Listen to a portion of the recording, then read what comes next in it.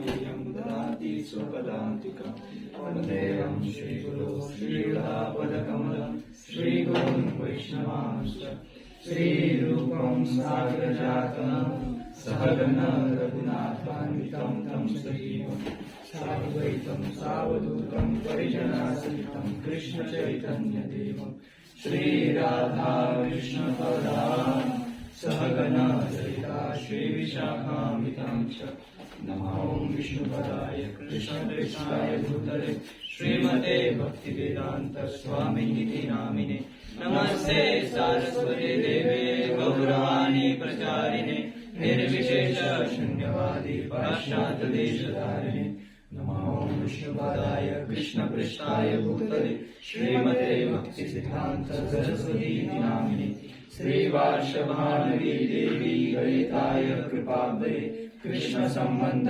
विद्यानुदायिने प्रभवे नमः माधुर्य उज्ज्वल प्रेमाढ्य श्रीरूपानुगभक्तिद श्रीगौर करुणाशक्ति विग्रहाय नमस्ते नमस्ते गौरवाणी श्रीमूर्तये दीनतारिणे रूपानुग विरुद्धाप सिद्धान्तध्वान्तहारिणे नमो गौरकिशोराय साक्षात् वैराग्यमूर्तये विप्रलम्बरसाम्बुजाय ते नमः नमो भक्तिविनोदाय सच्चिदानन्दनामिने गौरशक्ति स्वरूपाय रूपानुगवराय ते गौरआविर्भावोमेष्टं निर्देश सज्जनप्रिय वैष्णव सार्वभौम श्री जगन्नाथाय ते नमः वाञ्छाकल्पतरुभ्यश्च कृपा सिन्धुभ्येव च पतितानां पावनेभ्यो वैष्णवेभ्यो नमो नमः नमो महावदन्याय कृष्ण प्रेम प्रदायते कृष्णाय कृष्ण चैतन्य नामिने गौरकृष्णे नमः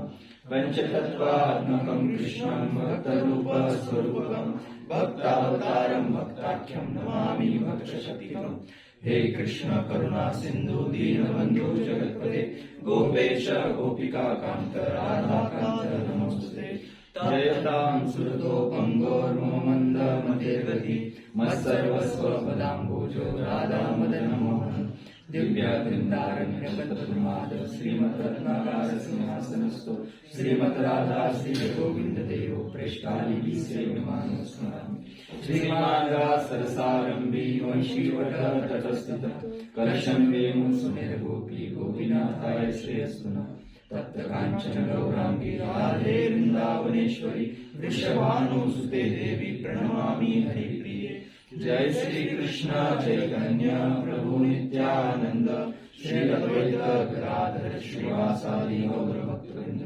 हरे कृष्णा कृष्ण कृष्ण हरे हरे हरे राम राम राम हरे हरे।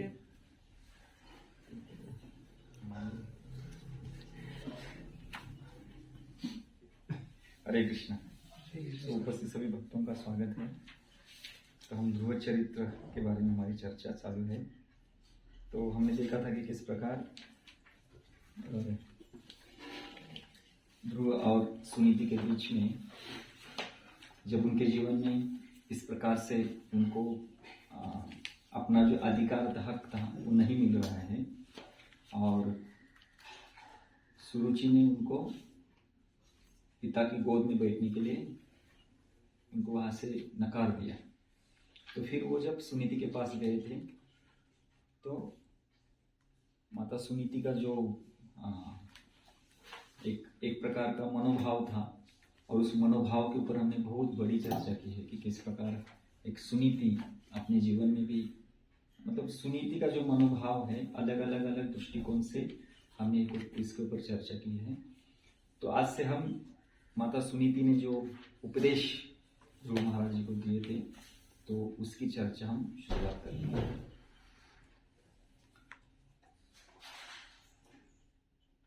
तो श्लोक क्रमांक 17 तक ये जो यहाँ पे कह रहे हैं कि दीर्घम श्वसन्ति व्रजिनश्च पारम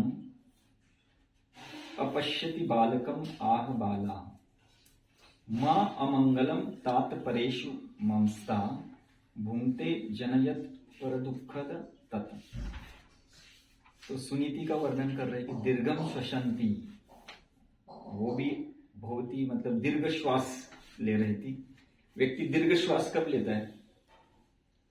हाइपर होता है, हाँ, जब हाइपर होता है। क्या होता है हाइपर? हाँ उज्जवल, आप दीर्घ श्वास कब लेते हैं? डर लगता है। हाँ। कुछ हमारे जीवन में जब ऐसा कुछ हादसा हो जाता है जो हमें पसंद नहीं है और बहुत भयानक होता है और हमें समझ में नहीं आता है कि क्या करे, तो व्यक्ति दीर्घ श्वास लेता है। तो वही हालत यहाँ पे शुरुआत में ध्रुव महाराज को हुई थी, अभी सुनीति की। तो दीर्घम श्वसंती, तो वो दीर्घ श्वास लेने लगी। क्यों? क्योंकि उन्होंने देखा, क्या देखा कि मेरा जो अपश्यति बालकम, अपने पुत्र को उन्होंने देखा कि उनका जो मतलब उनको बहुत ही भयानक रूप से सुरुचि ने उनको गुस्सा क्रोध प्रकट किया है। तो वो देखने के बाद वो थोड़ा सा विचार करने लगी। क्या विचार करने लगी? ये भक्त का जीवन होता है।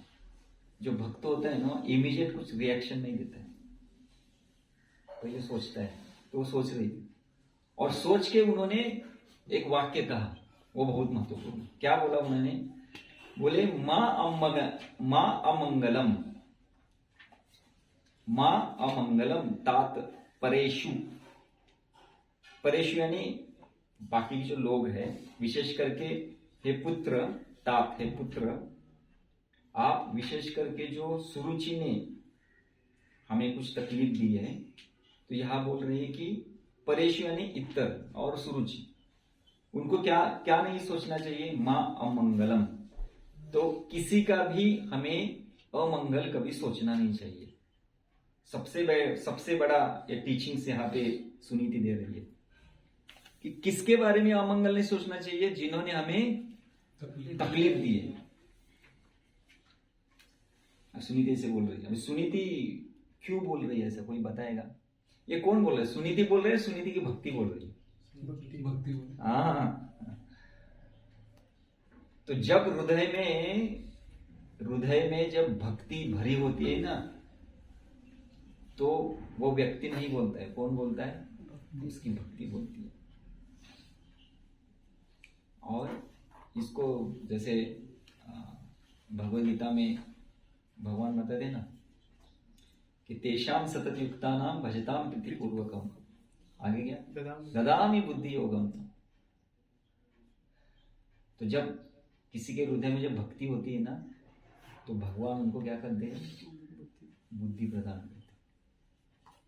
तो यहां किस तरह से देखो, अभी जीवन में देखा जाए तो बहुत ही भयानक परिस्थिति है। घर से निकाल दिया गया, अपने अधिकार से निकाल दिया गया, और भगवान उनको मार्गदर्शन कर रहे। भगवान चाहते तो उनका अधिकार दे सकते थे। मार्गदर्शन कौन कर रहे हैं उनको? खुद भगवान।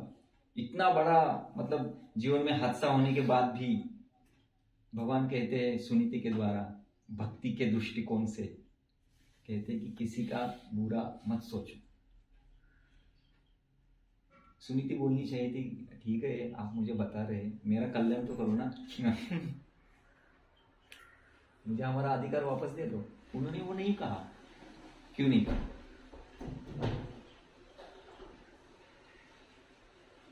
युवराज प्रभु, वो कह सकती थी ना। कभी कभी भक्त भगवान के ऊपर आरोप लगाते हैं, नहीं दिया तो मेरे इतना साल से जप कर रहा हूं और हमें हमारा अधिकार नहीं मिल रहा है। फिल्म में देखते ना, वो घंटी बजा, हीरो घंटी बजाता है। क्यों नहीं बोला? उज्जवल क्यों नहीं बोला? वो मान सकती थी ना। उसको पता था। क्या क्या पता था? शास्त्र के बारे में पता था। क्या शास्त्र के बारे में? लेकिन वो मांगते तो फिर और वो हो जाता ना, हाँ। झगड़ा हो जाता। झगड़ा क्या, भगवान अगर मांगे तो भगवान सेटलमेंट कर सकते ना। सुरु जी के हृदय में जाके बोलते दे थोड़ा सा दे। भगवान अगर कुछ करते तो भगवान एकदम फर्स्ट क्लास हो जाता। तो भगवान को कह सकती थी ना, इतना बड़ा विचार मेरे मन में डाल रहे आप कि माँ मंगलम, किसी का बुरा मत सोचो, किसी का मंगल मत सोचो। तो बस थोड़ा सा, मैं एक रानी हूं, मेरा एक छोटा सा पुत्र है, हमें थोड़ा सा जमीन मिल जाता हम खुश हो जाते। ध्रुव की कोई अपेक्षा नहीं थी कि मुझे राजगादी पे बैठना, उसको गोद में बैठना था। तो भगवान को मांग सकती थी, क्यों नहीं मांगा? ध्रुव महाराज नहीं। हाँ, ध्रुव महाराज महाराज बन जाते थे ना, राजपुत्र थे वो। नहीं, वो भक्ति चरित्र के बारे में जो भक्त रहता है ना, वो खुद के लिए कुछ नहीं मांगता, वो हमेशा भगवान के लिए। ये भगवान के लिए क्या मांगा? भगवान के लिए क्या मांगा? भगवंत भौतिक जगात भौतिक गोष्टी काढून जीवनात भक्तावरती कृपा करा। सबके जीवन में ऐसा नहीं होता है। ये कोई फॉर्मूला नहीं, सबके जीवन में बहुत बड़ा महान भक्त होता है ना, तो क्योंकि हमारा निकाल देंगे तो हम भक्ति छोड़ देंगे।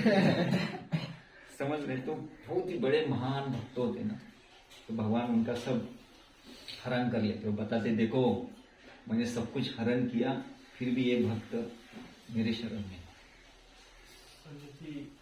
अल्टीमेट क्वेश्चन क्या सब जो हो रहा है उसके पीछे में हाँ, मतलब क्या? बराबर, मतलब हम ही हमारे जीवन में आने वाली परिस्थिति मैं हट गया। ऐसे भक्ति में भेजना जाता है। किसको? ध्रुव महाराज को। हाँ बराबर है, लेकिन वो आगे जाके वो भक्ति में भेजना था, ठीक है, लेकिन उन्हें भगवान को ये क्यों नहीं मांगा? जो कुछ मेरे जीवन में आ रहा है वो मेरे कर्म के हिसाब से आने दो, लेकिन मेरे आपके प्रति जो भक्ति है उसमें कुछ बाधा नहीं आने दो। मैं आपके कुछ मांग के वैसा बिजनेस नहीं करूँ। क्यों भगवान को हम नहीं मांग सकते? अभी देखो ना, ध्रुव महाराज को जंगल में किस लिए भेजा है? मांगने के लिए भेजा है। तो यहाँ क्यों नहीं मांगा? इतना तपस्या करके क्या मांगना है यार? इधर भगवान देखो, एक भक्त के साथ भगवान हमेशा आदान प्रदान करते हैं, और इतना महान विचार, तकलीफ देने के बाद भी कौन ऐसा कह सकता है? और कैसा तकलीफ, पूरे अधिकार से उनको निकाल दिया गया है। और सुनीति ने एक शब्द नहीं कहा, बोले ठीक है जो भी है। उनको जैसे कल परसों में से, मतलब पिछली बार हमने चर्चा की थी कि हृदय कोमल होने के कारण उनको दुख लगा, लेकिन शाप नहीं दिया उन्होंने। भगवत इच्छा जानती थी। क्या? एक भक्त होता है ना, वो भगवान के हिसाब से चलता है, वो अपना हिसाब नहीं रखता कि मुझे ऐसा करना। नहीं, भक्त क्या करता है? भगवान की जैसी इच्छा है ना, तो भगवान के प्लान के अनुसार भक्त चलता है। इसलिए प्रभुपाद कैसे चल रहे थे? श्री भक्तिसिंह सूरी ठाकुर कहते थे कि एक कृष्णास डिजायर कहते थे, अगर भगवान की इच्छा है तो मैं ये करूंगा।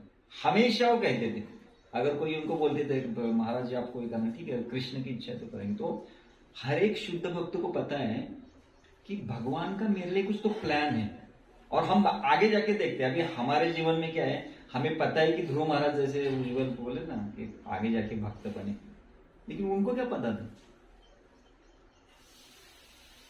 अगर हमें आगे का कुछ पता ही नहीं है, हमने इस फिल्म को देखा ही नहीं है, और आगे कुछ पता नहीं, तो कैसे इसको समझेंगे? तो ये प्लान था भगवान का कि इनको आगे जाके क्या करना है, बहुत बड़ा महान भक्त बनाना है। तो सुनीति को पता था कि हमें भगवान के खिलाफ नहीं, प्लान के खिलाफ नहीं जाना है, उनके विरोध में नहीं जाना है, हमें अकॉर्डिंग टू प्लान चलना है।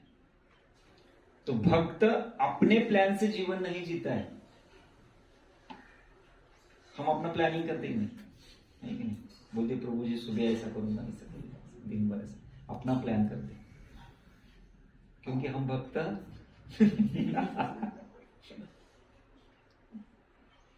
एक शुद्ध भक्त होता है ना, वो भगवान के प्लान के अनुसार चलता है।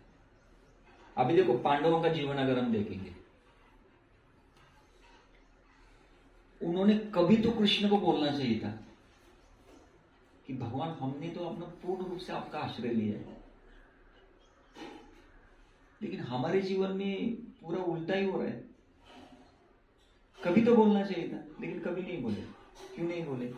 प्रभुपाद लिखते थे, वो भागवत के पहले स्कंद में लिखते, जब पांडवों का कहानी आता है ना, तो कहते हैं कि सबसे बड़ी भक्त की शरणागति क्या है? वो ये है कि भगवान के प्लान को समझना और भगवान को पूर्ण रूप से शरणागत होना। तो पांडवों को पता था कि अगर कृष्ण हमारे साथ है और हमारे जीवन में अगर ऐसे कुछ घटनाएं हो रही है जो होनी नहीं चाहिए, जिससे हमें तकलीफ हो रही है, उनको पता था क्योंकि ये भगवान की इच्छा है और हमें भगवान के इच्छा के साथ जाना है। इसलिए भक्त है ना, कभी भी भगवान के विरोध में नहीं जाता है, कभी भी नहीं, चाहे जीवन में कुछ भी हो। उनको लगता है, वो कहते हैं कि भगवान की इच्छा होगी, भगवान की इच्छा हो, भगवान की इच्छा हो। ठीक है ना? तो ये यहाँ पे हमें समझ में मिलता है कि सुनीति ने काउंटर आर्ग्यूमेंट नहीं किया। उन्होंने ठीक है बोला, उनके हृदय में भक्ति थी, इसलिए भगवान ने उनको बुद्धि दी कि बाबा आप किसी का अमंगल हमें नहीं सोचना है। तो ये जो शिक्षा है सुनीति किसको दे रही है?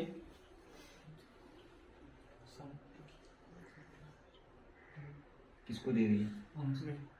हाँ, हम सबको। ध्रुव महाराज कौन है? हाँ, उनके थ्रू। ये ध्रुव महाराज कौन है? मतलब हमारे पर्सपेक्टिव से हाँ, कौन? एक दृढ़ साधक। हाँ, और हम है कि नहीं? हम है कि नहीं? भागवत का हर एक चरित्र हमें सिखाता है कि हमें वो बनना है। भागवत दिया है क्यों? पढ़ने के लिए नहीं, बनने के लिए। समझ रहे? भागवत पढ़ने के लिए नहीं दिया। पढ़ के क्या होता है? हमें सुकृति मिली। भक्ति के किसी भी अंगों को हम स्पर्श करेंगे ना, सुकृति मिलेगी। लेकिन सुकृति हमें अंदर जाके क्या बोलेगी? तुझे भी ऐसा बनना है। तो ध्रुव पहले कौन थे? एक कर्मी व्यक्ति थे। कर्मी, कर्मी समझते? कर्मी यानी कौन? ज्यांना आपल्या कर्मफळांचं मतलब जिनको भगवंतांची भक्ती करतात पण काही असे नाही. फल पाहिजे. भक्ति करते नहीं वो। हो. खुद के लिए सब कुछ मुझे चाहिए। भगवान के संतुष्टि के लिए ध्रुव महाराज पिता की गोद में नहीं गए थे। क्यों गए थे? खुद के संतुष्टि. हाँ, ध्रुव महाराज पिता की गोद में क्यों बैठने गए थे? भगवान की संतुष्टि के लिए क्यों गए थे? उनकी इच्छा के लिए गए थे। उनको आनंद चाहिए था। इसमें भगवान का कुछ कुछ कुछ यही नहीं है। समझ रहे हैं? और सुनीति जब उनको बोल रही है कि किसी का मत बुरा सोचो, किसको बोल रही है? भक्त को नहीं, किसको? सुनीति भक्त थे, ध्रुव किधर भक्त थे? किसको बोल रही है? एक ऐसे व्यक्ति को बोल रही है जिसको इंद्रिय तृप्ति करने की इच्छा है। हम कैसे व्यक्ति हैं? यस कन्हैया प्रभु, इंद्रिय तृप्ति करने की इच्छा है हमारी। तो भागवत जब हमें कुछ सिखाता है ना, भागवत बोलता है कि वो जो चरित्र है ना बाबा, ये हमारा ही है। ध्रुव बोलेंगे, अरे ध्रुव वो भागवत में वो उत्तानपाद महाराज के पुत्र ध्रुव थे।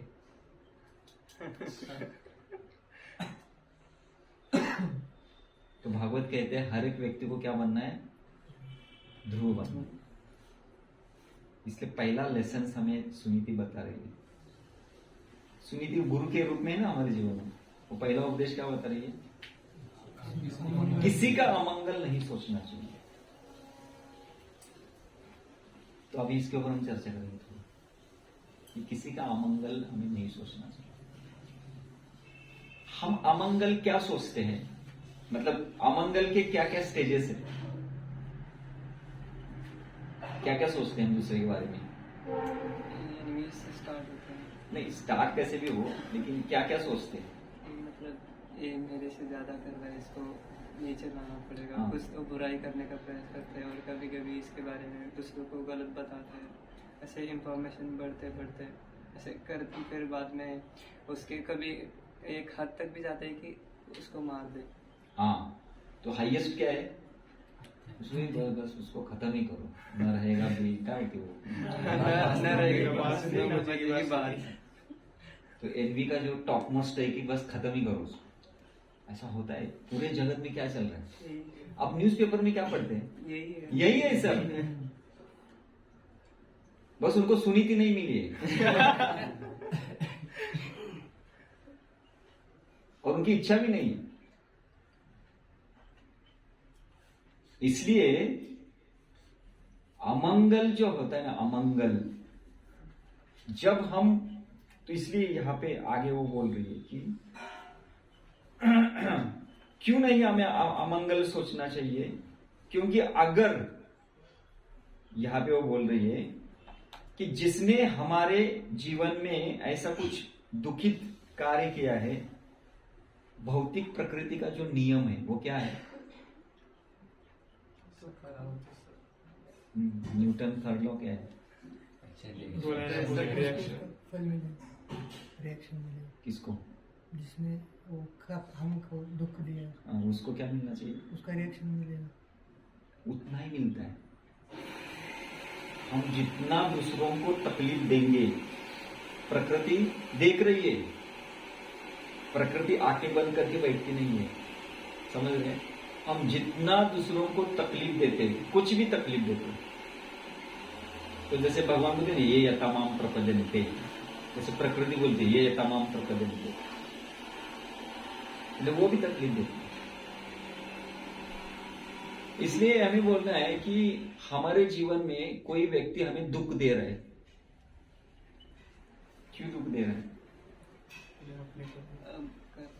हमने भी कभी किसी को दुख दिया होगा। हाँ, और जो देने वाला है वो उसको मिलेगा। उसका बोल रहे, तू मुझे दुख दे रहे, ठीक है, मेरे कर्म में है, मुझे मिला, तुझे ही मिलेगा। उसको कैसे समझने का? नहीं तो कभी क्या आप बोलेंगे क्या आपके कर्म में है और कर्म के इंस्ट्रूमेंट मैं हूं, मैं आपको दुख दे रहा।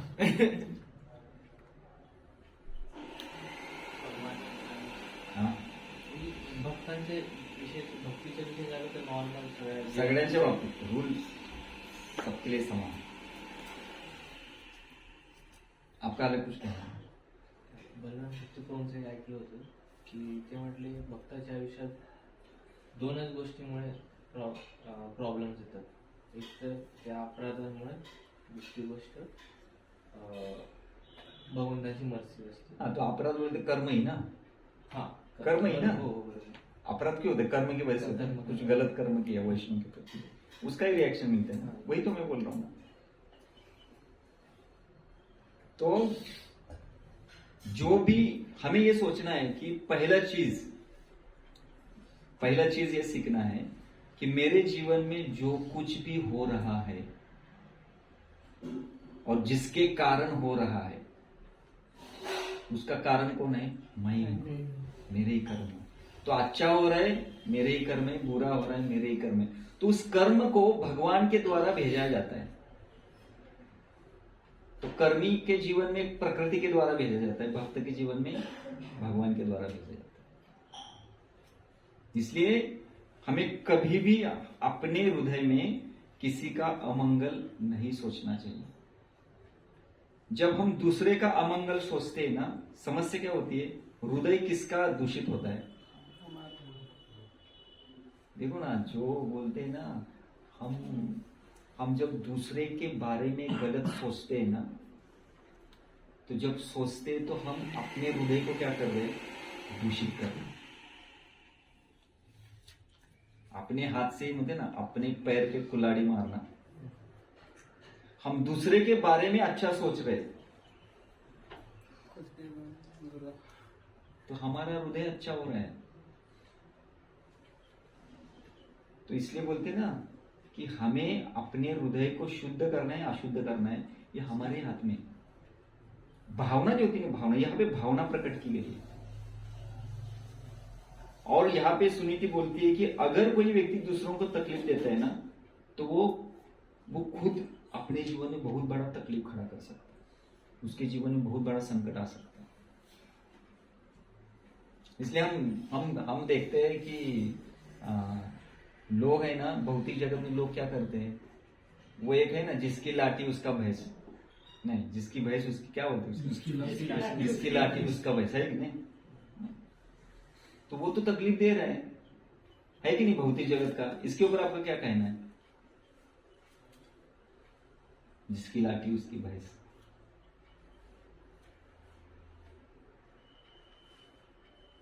साइकिल तैयार कर रहे हैं मतलब। नहीं, ऐसा होता है क्या? ये गलत है। वो टेम्पररी रूप से अगर वो बता सकता है कि मेरे हाथ में लाठी है, मेरे पास बल है, तो मैं कर सकता हूं, लेकिन आगे जाके हिरण्यकशिपु ने क्या किया? उसके हाथ में लाठी थी, कितने दिन तक थी? 5 साल तक थी। उसके बाद में गई निकल।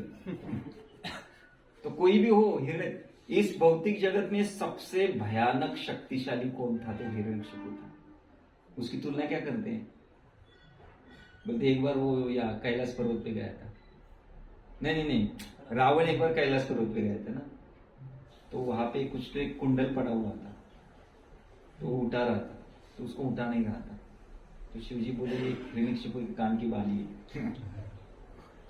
मतलब हिरण्यकशिपु के कान की बाली रावण को उठा नहीं सका। तो हिरण्यकशिपु अगर कान में इतना बड़ा शक्तिशाली अगर वो बाली डालता तो हिरण्यकशिपु कितना बड़ा होगा। तो ऐसा व्यक्ति भी एक छोटे से 5 साल के बालक ने उसको हरे कृष्ण कर दिया। तो ऐसा नहीं होगा कि जिसकी लाठी उसका भैंस, ऐसा नहीं होता है।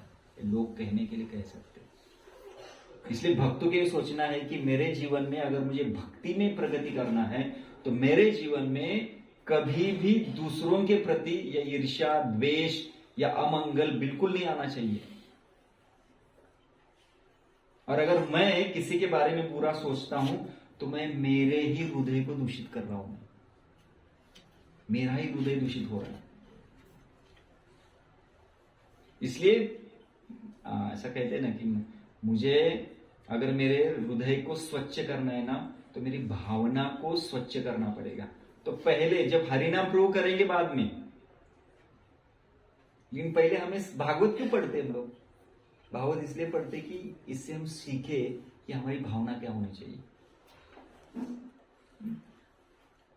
ऐसा कहते हैं ना कि हमें हम जब भक्ति करते हैं ना तो हमें भगवान क्या स्वीकार करते हैं? भक्ति में भगवान क्या स्वीकार करते? भावना स्वीकार करते ना। तो भावना मतलब क्या? ये अभी मुझे बताओ, ऐसा है कि हमारे जीवन में ऐसा कभी होता ही नहीं, कोई व्यक्ति हमें तकलीफ नहीं देता है, कोई हमारा बुरा भला करता नहीं है। ये जगत ही इसके लिए बनाए गए हैं। मतलब जगत की रचना ऐसी है कि एक दूसरे के मतलब जगत की रचना ऐसी है ना, जैसे बोले ना सर्कल है ये जीव क्या जीव वो तो अलग है, लेकिन हर एक व्यक्ति दूसरे को तकलीफ देने के लिए बना है यहाँ। लेकिन भक्त का चरित्र इस प्रकार होता है कि वो किसी को तकलीफ नहीं देता। तुकाराम महाराज जी के जीवन में प्रसंग है, मुझे एग्जैक्टली पता नहीं, मैं आपको बताता हूँ, आप मुझे बताओ। वो चिमाजी या क्या ये चिंचवड से काय नाव? बंबाजी चिंचवड मध्ये राहते। तो वो कुछ तो उनके जीवन में होता है, तो वो उनको तुकाराम महाराज जी को मारते हैं, ऐसा कुछ तो है प्रसंग। और मारते समय उनके हाथ को लगता है वो कांटा, इसको उस बम्बा को। तो तुकाराम महाराज बोले कि मेरे कारण आपको लगा, मैंने कुछ तो गलती, उनको मार पड़ी है, वो बाजू में गए। ऐसा कुछ तो बड़ा प्रसंग है। तो एक भक्त का हृदय देखो क्या है। और हमें ऐसा भक्त बनना है। ये तृणादपि सुनीचे न तो रोड़े वो सहिष्णु न माने न मान देना, ये प्रिंसिपल वही है। और इसके बाद भक्ति चालू होती है। अभी हम क्या कर रहे हैं? साधना कर रहे हैं, भक्ति नहीं। क्या कर रहे हैं? साधना। साधना परिपूर्ण कब हो जाती है? जब हमारे अंदर हमारी निरपराध साधना करते हुए हमारे जीवन में कोई अपराध नहीं है, निरपराध भाव से जब हमारी साधना में जो भी रूल्स एंड रेगुलेशंस उनको हम पालन करते हैं, तो भगवान की कृपा से हमारे जीवन में इस प्रकार के गुण उदित हो जाते हैं और तब भक्ति चालू होती है। भक्ति ऐसे नहीं होती कि हरे कृष्ण महामंत्र चालू किया भक्ति हो गई, वो कहने के लिए ठीक है, लेकिन एक्चुअल भक्ति कब शुरुआत होती है? भक्ति एक्चुअल शुरुआत होती है जब हम इन गुणों को संपन्न करते हैं। और इन गुणों को जब संपन्न होते ना, तो उस वैष्णव को ये कहा जाता है क्या? गुण संपन्न वैष्णव। इसलिए अनर्थ निवृत्ति होती है तो अर्थ प्रवृत्ति होती है। अर्थ यानी क्या? हमारे जीवन में अर्थ क्या है?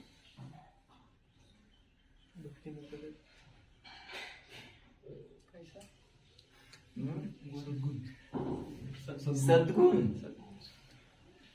इसलिए गुण प्रदत्वम कहा गया है। जब शुभदा होती ना हमारी क्लेशाग्नि, भक्ति रसम सिंधु में क्लेशाग्नि और शुभदा बताया गया, दो बताया गया, ठीक है। तो क्लेशाग्नि यानी क्या है? क्लेशाग्नि यानी अनंत निवृत्ति, हमारे जीवन में जितने भी क्लेश है सब निकलते जाएंगे। और शुभदा यानी गुण प्रदत्वम, हमारे जीवन में गुण दिए जाते। कौन से? ये तृणादपि सुनीचे न तरोरे व सहिष्णुना अमाने न मान दे, फिर कीर्तनीय सदा हरि। वहां से एक्चुअल स्वाभाविक भक्ति चालू होती है। अभी हमारी भक्ति कैसी चल रही है?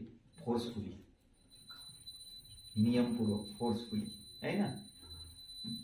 हमारे लिए भक्ति कैसी है? अभी तप है। तप भक्ति तप नहीं है। मुझे बता, इंद्रिय तृप्ति करना तप है क्या? कहीं लगता है आपको? तो मुझे सोना है ना, बहुत तप है। मुझे सोने की इच्छा बिल्कुल नहीं, पर क्या करूं, तप है, मैं कर रहा हूं। ऐसा कभी होता है? आहार, निद्रा, भय और मैथुन, ये हमारे लिए तप है? नहीं। ये क्या है? नारायण प्रभु स्वाभाविक है।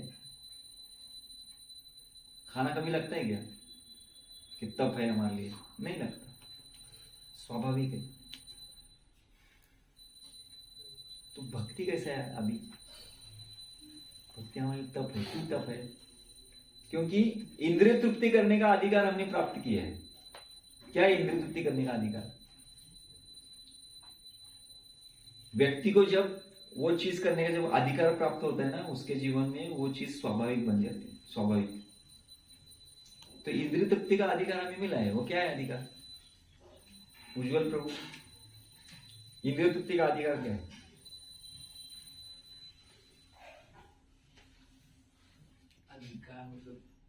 मतलब पात्रता। जब हाँ, उसके लिए हमें प्रयास नहीं करना। वही तो ना। तो वो क्या पात्रता है?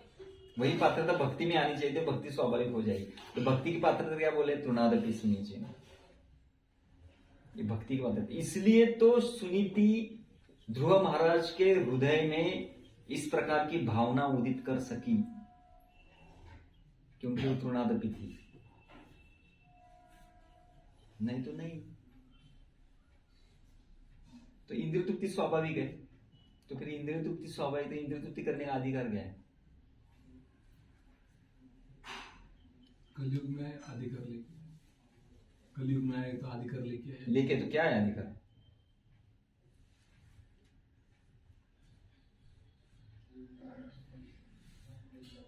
काम, क्रोध, लोभ, ये क्या है?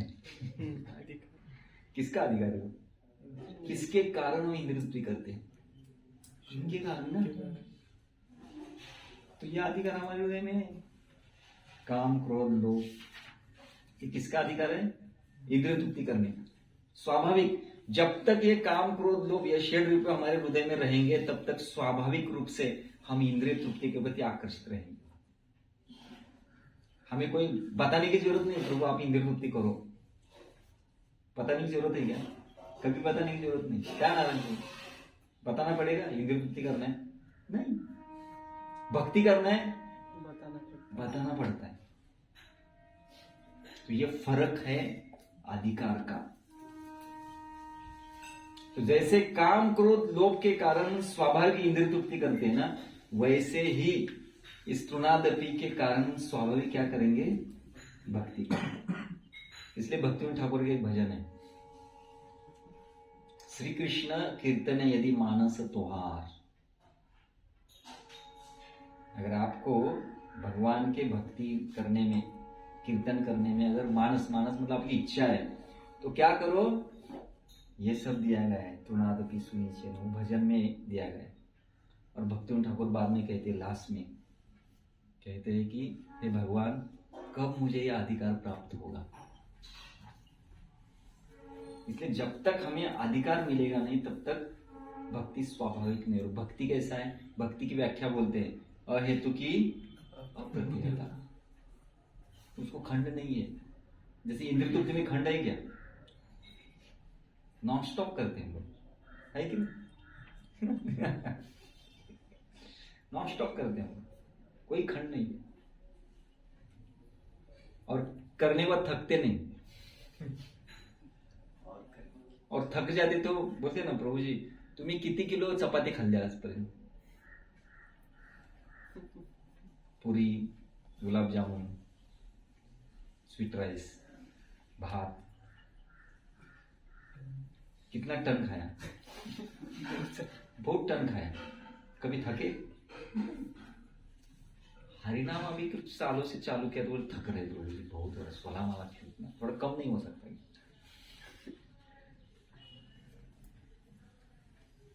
क्योंकि स्वाभाविक रूप से हम इंद्र और जीवात्मा ही जगत में क्यों आया है, इंद्रिय तृप्ति करने के लिए आया है। उसको भगवान बनना है ना। इंद्रिय तृप्ति करने का अधिकार किसका है, एक्चुअली भगवान का है। तो बोलते मुझे भी करना है, मुझे भी भगवान बनना है। आप बड़े तो मैं छोटा मैं छोटा भगवान, आप बड़े भगवान, मैं छोटा भगवान।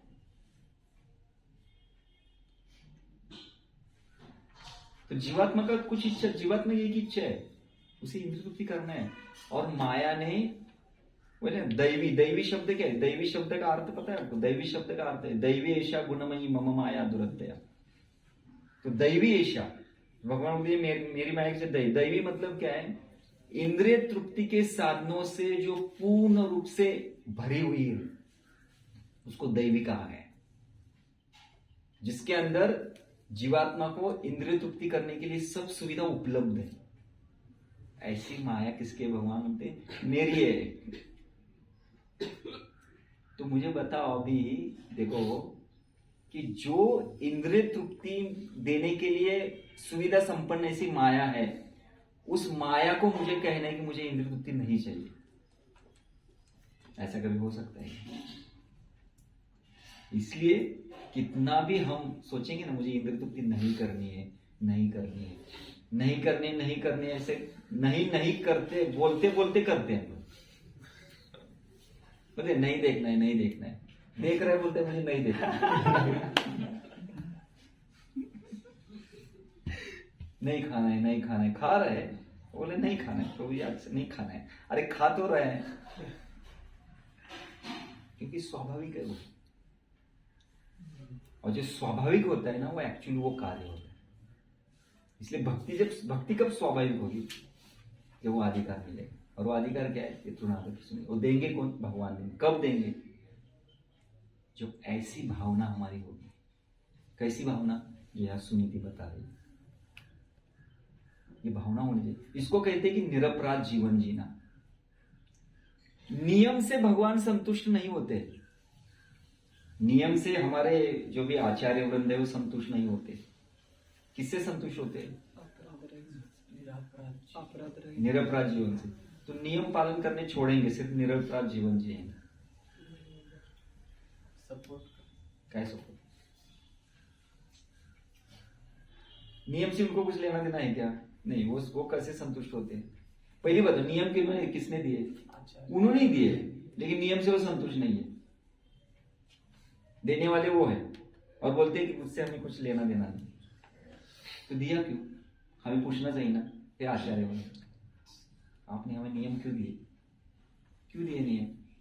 नियम से उनका कुछ, उनको भावना बहुत अच्छी। निरपराध जीवन मतलब वो है, निरपराध जीवन मतलब बाह्य रूप से हम नियम का पालन कर रहे हैं, लेकिन निरपराध भाव अंदर है, निरपराध भाव अंदर है। तो जब भावना के साथ वो आता है ना, निरपराध भावना के साथ वो एक्टिविटी आती है ना, तब वो खुश होते हैं। तो उन्होंने जब कुछ नियम दिए गए हैं, उनकी इच्छा ये है कि नियम का पालन आपको कैसे करना है, निरपराध भाव से। तो निरपराध भाव क्या होता है, ये भागवत हमें सिखाता है। पहली चीज ये कि कभी भी हमारे जीवन में हमें कुछ भी व्यक्ति दिखे जिसकी हालत बहुत खराब है, या कोई व्यक्ति हमें तकलीफ दे रहा है, मन में हमें सोचना चाहिए कि बाबा भगवान किसी का बुरा मत करो, इनका भी मत करो, भले ही हमें तकलीफ दे रहा है, उनको पता नहीं। ऐसे उदाहरण भागवत में है, मतलब हमारे भक्त के चरित्र में आता है। एक है हरिदास ठाकुर जी का, क्या था, जब उनको मार गए और उनका विचार क्या था, उनको दंड ना मिले उनसे, मारने वालों के हाथ दुख रहे थे, हाँ ऐसे बोल रहे थे। मी माझं शरीर हे करतो त्यासाठीच पाठवलं होतं ना। नहीं वो बाद में हुआ। पहले जब वो मार रहे थे ना, तो भगवान को प्रार्थना कर रहे थे क्या, कि इनको पता नहीं कितना भयानक कार्य कर रहे हैं, भगवान इनको क्षमा करो। देखो जो मार खा रहे हैं वो क्या बोल रहे हैं, मारने वालों को क्षमा करो। आप बोलेंगे प्रभु जो हरिदास ठाकुर है हाँ इतना तो ठीक है, वो हरिदास ठाकुर है, हम नहीं है, लेकिन हमें जाना है वहां पे, हमें अपना संरक्षण करना है। लेकिन देखो कोई अगर मार रहा है तो हमें संरक्षण करना है समझ रहे, क्योंकि हमारे वो स्तर नहीं है। लेकिन मारने वाले के ऊपर शाप नहीं देना चाहिए। ये भागवत का टीचिंग है। अभी भागवत के स्तर पे अगर हमें जीवन जीना है तो ठीक है, मतलब जो बोलते हैं ना मुझे प्रभु जी भक्ति करना है, भक्ति ऐसे की जाती है। नहीं तो फिर अगर हम भक्ति के स्तर पे नहीं है तो फिर हम एक लेवल नीचे आते हैं, उसको बोलते हैं कर्मी लेवल। कर्मी लेवल पे जैसे सुरुचि ने किया ना वैसे करना पड़ता है। कर्मी लेवल पे व्यक्ति अपने कर्म के ऊपर मतलब भौतिक जगत से जो भी कुछ उनके जीवन में कुछ हादसे होते ना उनको रिएक्ट करता है। जैसे पांडवों ने क्या किया, युद्ध किया कि नहीं किया, राज्य के लिए युद्ध किया कि नहीं किया। एक्चुअली भक्त ऐसा नहीं करता है, लेकिन किया। तो उनको बताना था कि कर्म स्तर पे अगर व्यक्ति को इस भौतिक जगत में जीना है, विशेष करके जो उसको ये कहते हैं प्रवृत्ति मार्ग, अगर प्रवृत्ति मार्ग के ऊपर जीवन जीना है ना, तो उस व्यक्ति को जब कोई व्यक्ति हमें तकलीफ देता है तो उनको धर्म के हिसाब से नैतिक लेवल से उनको प्रतिकार करना चाहिए। ये जब हम प्रवृत्ति मार्ग में जाते हैं तो भक्ति है निवृत्ति मार्ग। निवृत्ति मार्ग में क्या होता है, वो प्रतिकार नहीं होता। निवृत्ति मार्ग में प्रतिकार नहीं होता है। तो इसलिए हमें भगवान को प्रार्थना करनी चाहिए कि भगवान हमें वो अधिकार दे दो। जब तक हमें वो अधिकार नहीं मिलता तब तक हम प्रतिकार करेंगे, स्वाभाविक प्रतिकार करेंगे, लेकिन तब तक हमारी भक्ति नहीं होगी। इसलिए हमें भगवान को एक प्रार्थना करनी चाहिए, हमें अधिकार दे दो। ये अधिकार सुनीति के पास है, इसलिए उन्होंने कहा कि मेरे पास है, मैं आपको बता दूं कि आप किसी का बुरा मत सोचो, किसी का बुरा मत सोचो, किसी के बारे में बुरा मत बोलो। कि जब हम सोचते हैं, जब हम बोलते हैं ना, तो हम अपने हृदय को दूषित बनाते हैं, हमारी भावना दूषित होती है। जैसे हम जब कर रहे हैं तो स्वीट राइस बना रहे हैं और ऑफरिंग करते समय उसमें क्या डाल रहे हैं, मिट्टी। तो इतना परिश्रम किया स्वीट राइस बनाने के लिए, और ऑफरिंग के समय भी क्या किया, उसमें मिट्टी डाल। तो भगवान को खाने में अच्छा लगेगा? दिखने में क्या दिख रहा है? वैसे दिखने में हमारा 16 माला जब दिखता है, दिखने में क्या प्रभु जी जब किया, हाँ एक जगह पे बैठ के, जब के अंदर क्या सोच रहे थे? जब करना स्वीट राइस के समान है, बनाना। सोचना वो मिट्टी के समान है। क्या सोच रहे हैं। तो इसलिए भावना के ऊपर ध्यान देना बहुत जरूरी है। और भागवत हमें नियम नहीं सिखाता है। भागवत क्या सिखाता है? भावना भावना देता है, कौन सी भावना होनी चाहिए। तो अगर आप में से किसी को लगता है कि प्रभु जी हमें भक्ति करनी है, तो ये भावना होनी चाहिए। आपको लगता है कि नहीं प्रभु जी अभी नहीं भक्ति, हम थोड़ा बाद में जाके भक्ति करेंगे, तो फिर जशास तसे चलेगा। लेकिन धर्म के सिद्धांत के ऊपर जो महाभारत बताता है, जशास तसे, पांडवों ने क्या किया है कि नहीं, उत्तर दिया कि नहीं दिया? क्योंकि उनको वो एक नियम को, एक धर्म को उनको स्थापित करना था कि अगर किसी को इस भौतिक जगत में प्रवृत्ति मार्ग में धर्म अर्थ काम मोक्ष इस स्तर पे अगर वो जीवन जीना है तो जशास्त्र से, लेकिन धर्म का आश्रय ले लो, तो व्यक्ति धर्म अर्थ काम मोक्ष तक जा सकता है। लेकिन अगर किसी को भक्ति चाहिए तो वो व्यक्ति जशास्त्र से नहीं, आपको जो करना है करो, मैं तो अच्छा ही सोचूंगा। तो ये अधिकार हमें जब मिलेगा तब इस स्थिति के ऊपर हम जीवन जिएंगे। इसलिए अभी जो हमारी भक्ति है ना, जो भी हम साधना, जो भी तप हम कर रहे हैं ना, एक ही उद्देश्य है, हमें भगवान को बोलना है भगवान हमें अधिकार दे दो, हमें अधिकार चाहिए। और हमें अधिकार मिल रहा है, इसका लक्षण क्या है? सबका मंगल सोचते। हाँ, और अमंगल हम बोलते हैं ना, नहीं इसका अच्छा होना चाहिए, नहीं इसका बुरा होना चाहिए। जिसके प्रति ज्यादा द्वेष होता है ना, जिसके प्रति द्वेष नहीं होता है ना, उसका बहुत गुणगान गाते हैं। और भगवान बोल, भगवान ठीक है सबको तो मंगल सोच रहे हो, एक का मंगल सोच रहे, थोड़ा क्षमा करो ना। ऐसा नहीं होता है, ऐसा नहीं होता है। तो अधिकार मांगना ही हमारी, देखो भक्ति मतलब क्या है, हमारी साधना मतलब क्या है, हमें भागवत सिखाता है कि क्या क्या मेरे पास होना चाहिए, क्या क्या होना चाहिए। तो मेरे पास ये भावना होनी चाहिए कि मुझे किसी के बारे में बुरा नहीं सोचना है, किसी के बारे में, विशेष करके जो हमें तकलीफ देता है उसके बारे में। और जब तक ये अधिकार नहीं आएगा ना, तब तक हम बुरा सोचेंगे। ये स्वाभाविक है। मैं बोला ना, स्वाभाविक मतलब क्या, उसको करने में कोई प्रयास नहीं लगता है। तो फिर हमें क्या करना चाहिए? प्रार्थना करनी चाहिए भगवान को कि भगवान मुझे वो अधिकार दे दो। इसको अर्थ प्रवृत्ति कहा जाता है, अर्थ प्रवृत्ति। तो ये अर्थ जब हमारे जीवन में आते हैं तो फिर हमारे भक्ति को अर्थ लगता है। समझ रहे? अर्थ यानी क्या है? ये गुण, सद्गुण, ये जब हमारे जीवन में प्रवेश करते हैं तब एक्चुअली भक्ति बिगिंस। देने वाला कौन है? देने वाली भक्ति है। तो इसलिए मांगना पड़ेगा। इसलिए हमारी प्रार्थना क्या होनी चाहिए? भगवान को जब अगर प्रार्थना करेंगे तो क्या प्रार्थना होनी चाहिए? या भक्ति देवी को प्रार्थना करना है या आचार्यों को प्रार्थना करना है, हमें यह अधिकार मांगना है। तो ये भक्ति का अधिकार है। और आगे जाके वो इतना नहीं, वो कहती है कि वो देखो, और एक अधिकार क्या है कि उन्होंने स्वीकार किया। क्या स्वीकार किया? उन्होंने जो सुरुचि ने बोला ना, वो स्वीकार किया। वो कह रही कि सुरुचि ने जो बोला है ना वो ठीक है, और मुझे जो राजा है ना वो पत्नी नहीं मानता। वो क्या कहता है? आप एक दासी हो, तुम एक दासी हो। इसको कहते हैं नम्रता। वो नम्रता के अगर हम बोल रहे कि जो मेरी स्थिति है वो सही है स्थिति। अगर कोई हमारी स्थिति को निकालता है तो हमें बहुत गुस्सा आता है, क्योंकि अहंकार होता है ना अंदर। लेकिन देखो ना, अगर यहाँ पे सुनीति अगर भक्त नहीं होती और अगर वो अगर कहते आप क्या रानी है क्या, आप दासी हो, क्या हो जाता?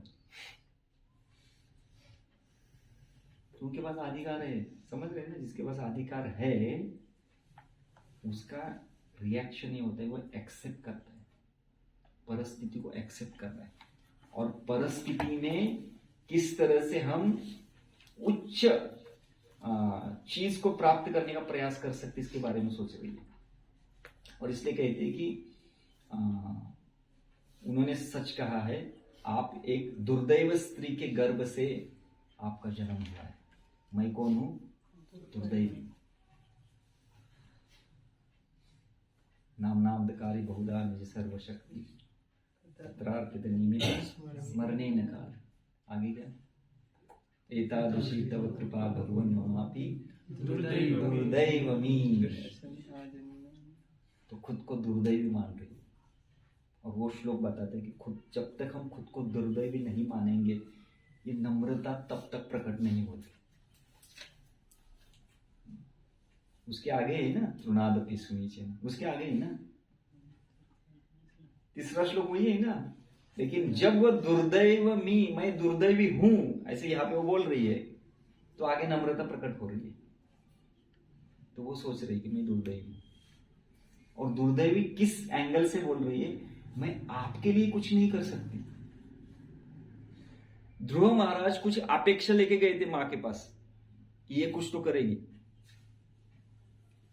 समझ रहे? ध्रुव महाराज कुछ अपेक्षा लेके गए थे कि सुनीति जो मेरी मां है ना, वो मेरे लिए कुछ तो करेगी। इन्होंने क्या कर दिया? सुरुचि ने गोद से निकाल दिया, सुनीति ने घर से निकाल दिया।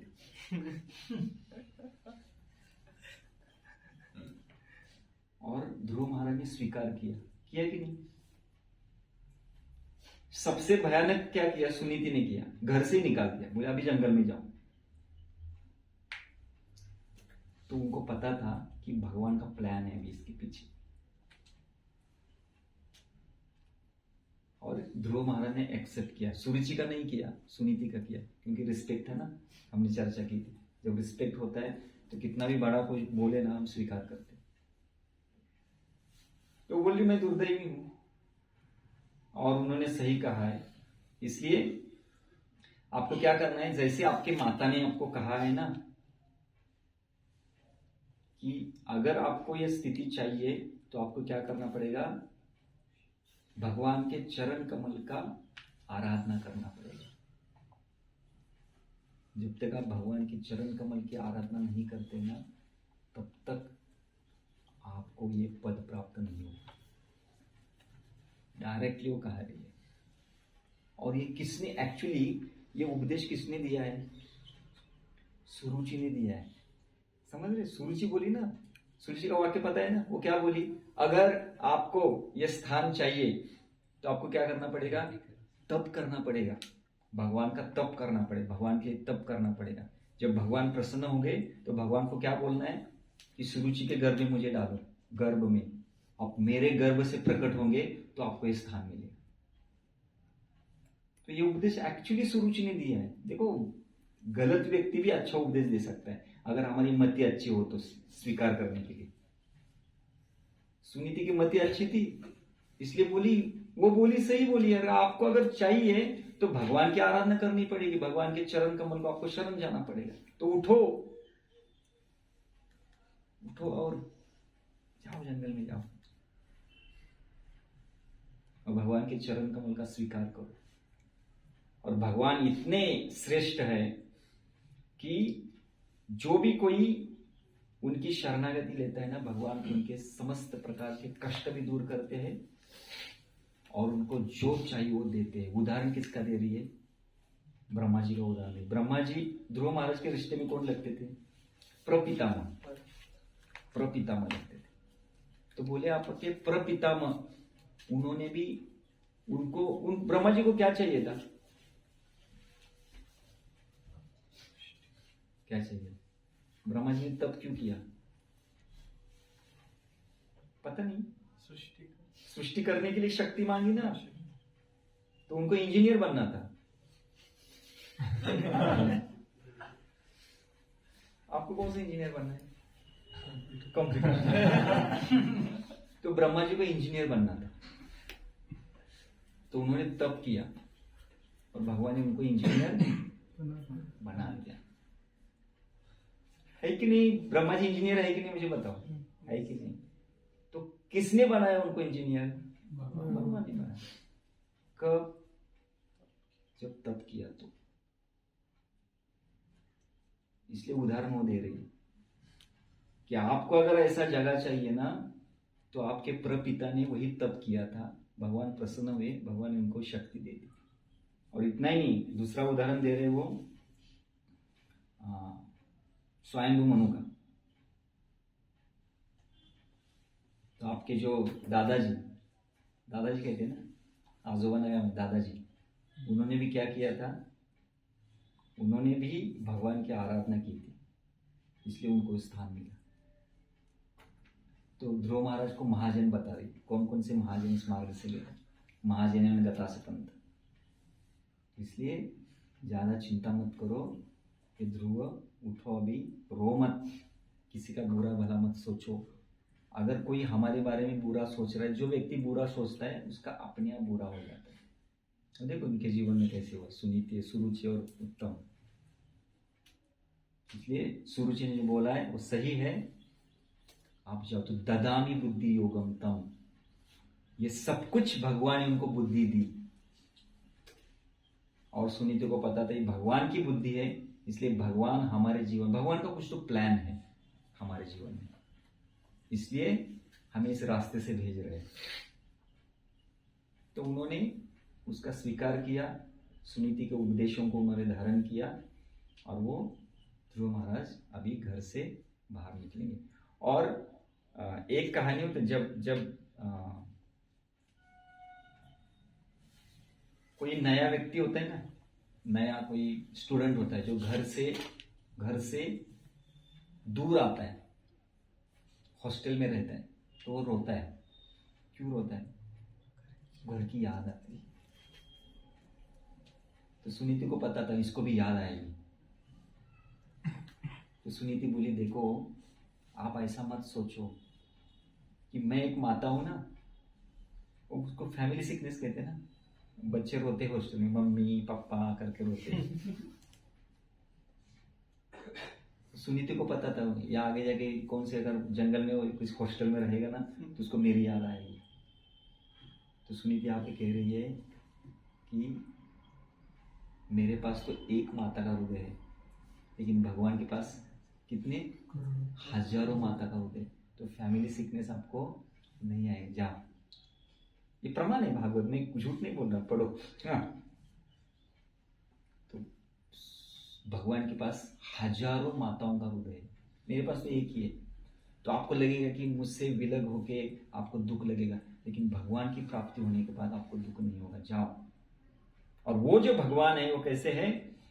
तमेव वत्स आश्रय भूत्य वत्सलम मुमुक्षुभि मुग्ध पदाब्ज पद्धतिम अनन्य भावे निज धर्म भाविते मनसी अवस्थाप्य भजस्व पुरुषम। तो है मेरे प्रिय पुत्र, जो भगवान है वो भक्त के लिए अत्यंत कृपालु होते हैं, दयालु होते हैं। और जो लोग मुमुक्ष यानी जिनको जन्म मृत्यु के चक्र से मुक्त होना है, ऐसे लोग भी भगवान की भक्ति का आश्रय लेते हैं, भगवान के चरण कमल का आश्रय लेते हैं। इसलिए आपको क्या करना है, अभी एक क्षण भर भी अभी विचलित नहीं होना है। आपको क्या करना है, अभी भगवान की सेवा करना है। अभी जाओ। तो इस तरह से सुनीति ने ध्रुव महाराज को उपदेश दिया। पहला उपदेश दिया, पहले उनकी भावना को अच्छा बनाए। देखो बाकी जो उपदेश है, भगवान की भक्ति करो, आपके प्रपिता में मतलब ब्रह्मा जी या स्वयं मनु ने क्या किया, ये बाद में आता है। पहले उन्होंने उनकी भावना बनाई। क्या भावना बनाई उनकी? कि आपकी भावना में किसी के बारे में अमंगल नहीं आना चाहिए। और फिर उनको बताया कि क्या करना है अभी। इसलिए भावना को बनाना बहुत इंपॉर्टेंट है कि हमें भी हमारी भावना में ये लाना है, क्योंकि हमें भी ध्रुव बनना है। बनना है कि नहीं बनना है? अब बोलेंगे प्रभु जी फिर मुझे कौन सा तारा मिलेगा? मेरे ग्रह का नाम क्या होगा? अनिकेत होगा। अनिकेत, एक अनिकेत ग्रह, एक मनीष ग्रह। एक ग्रह का नाम होगा ना कि ध्रुव। वो ग्रह को नाम किसकी वजह से आया? ध्रुव की वजह से आएगा ना। भागवत में जो भी कुछ उदाहरण दिए गए ना भक्त के, हमें इस तरह से भक्त बनने के लिए भागवत दिया गया है। तो जो भागवत का उदाहरण है, कर्मी व्यक्ति भी भगवान का शुद्ध भक्त बन सकता है।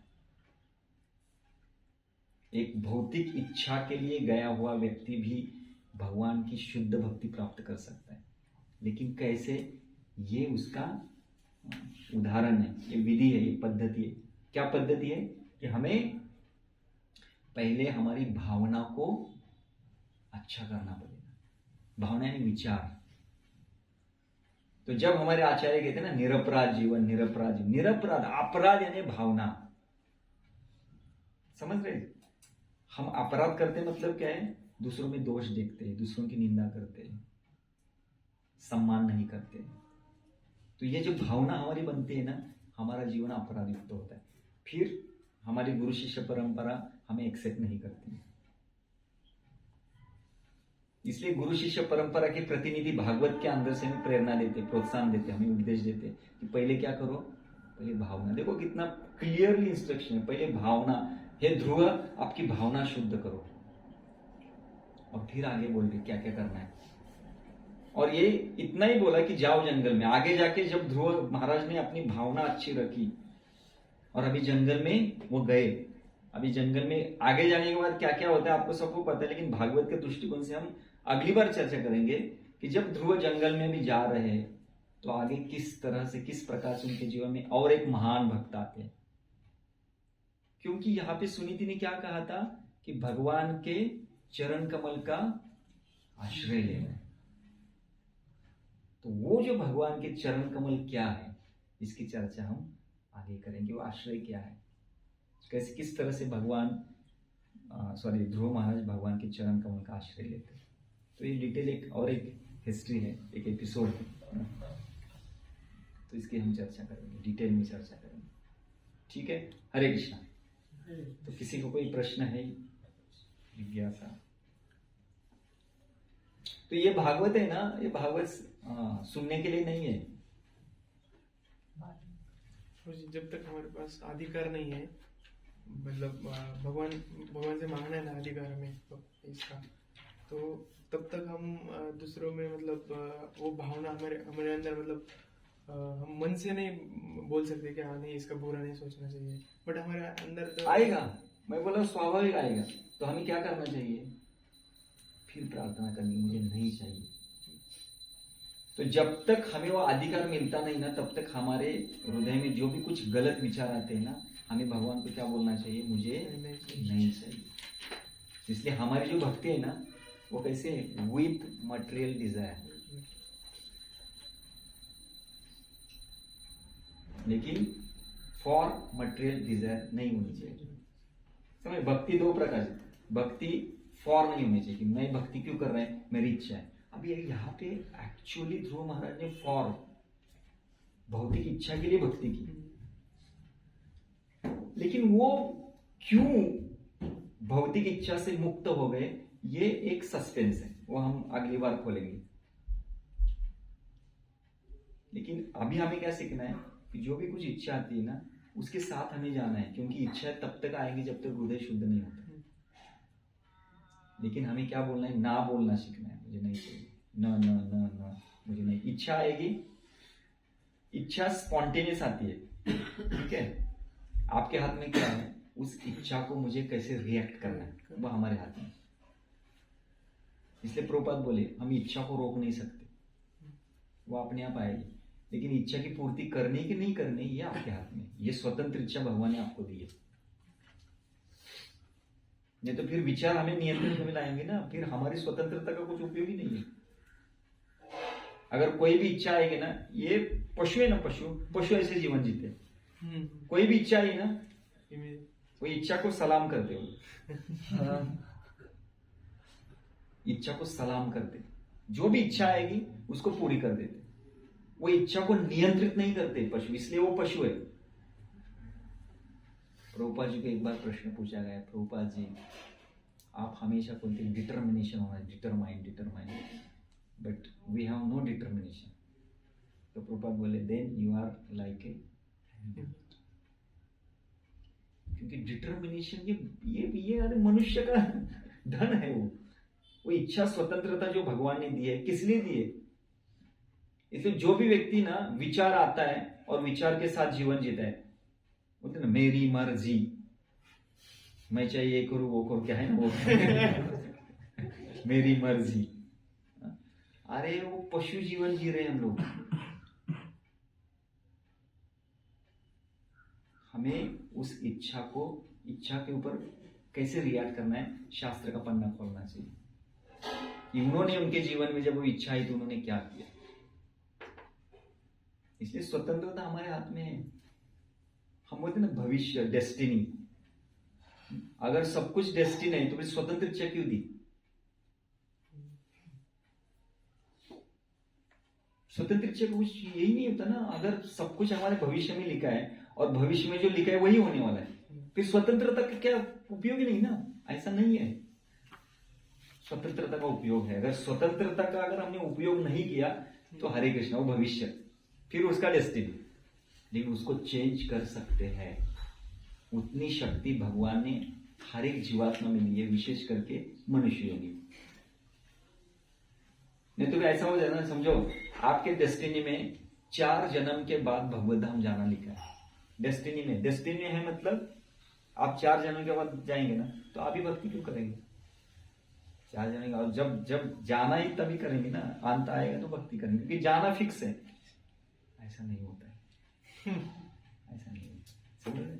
इसलिए स्वतंत्र इच्छा का इस्तेमाल करने के लिए ही मनुष्य योनि का निर्माण भगवान ने इसलिए किया है कि मैंने जो आपको रत्न दिया है, वो रत्न है हमारी स्वतंत्र इच्छा, उसका उपयोग करने के लिए।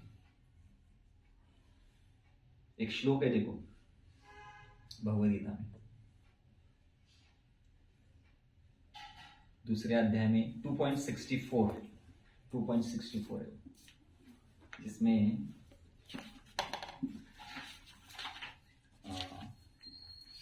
क्या श्लोक है?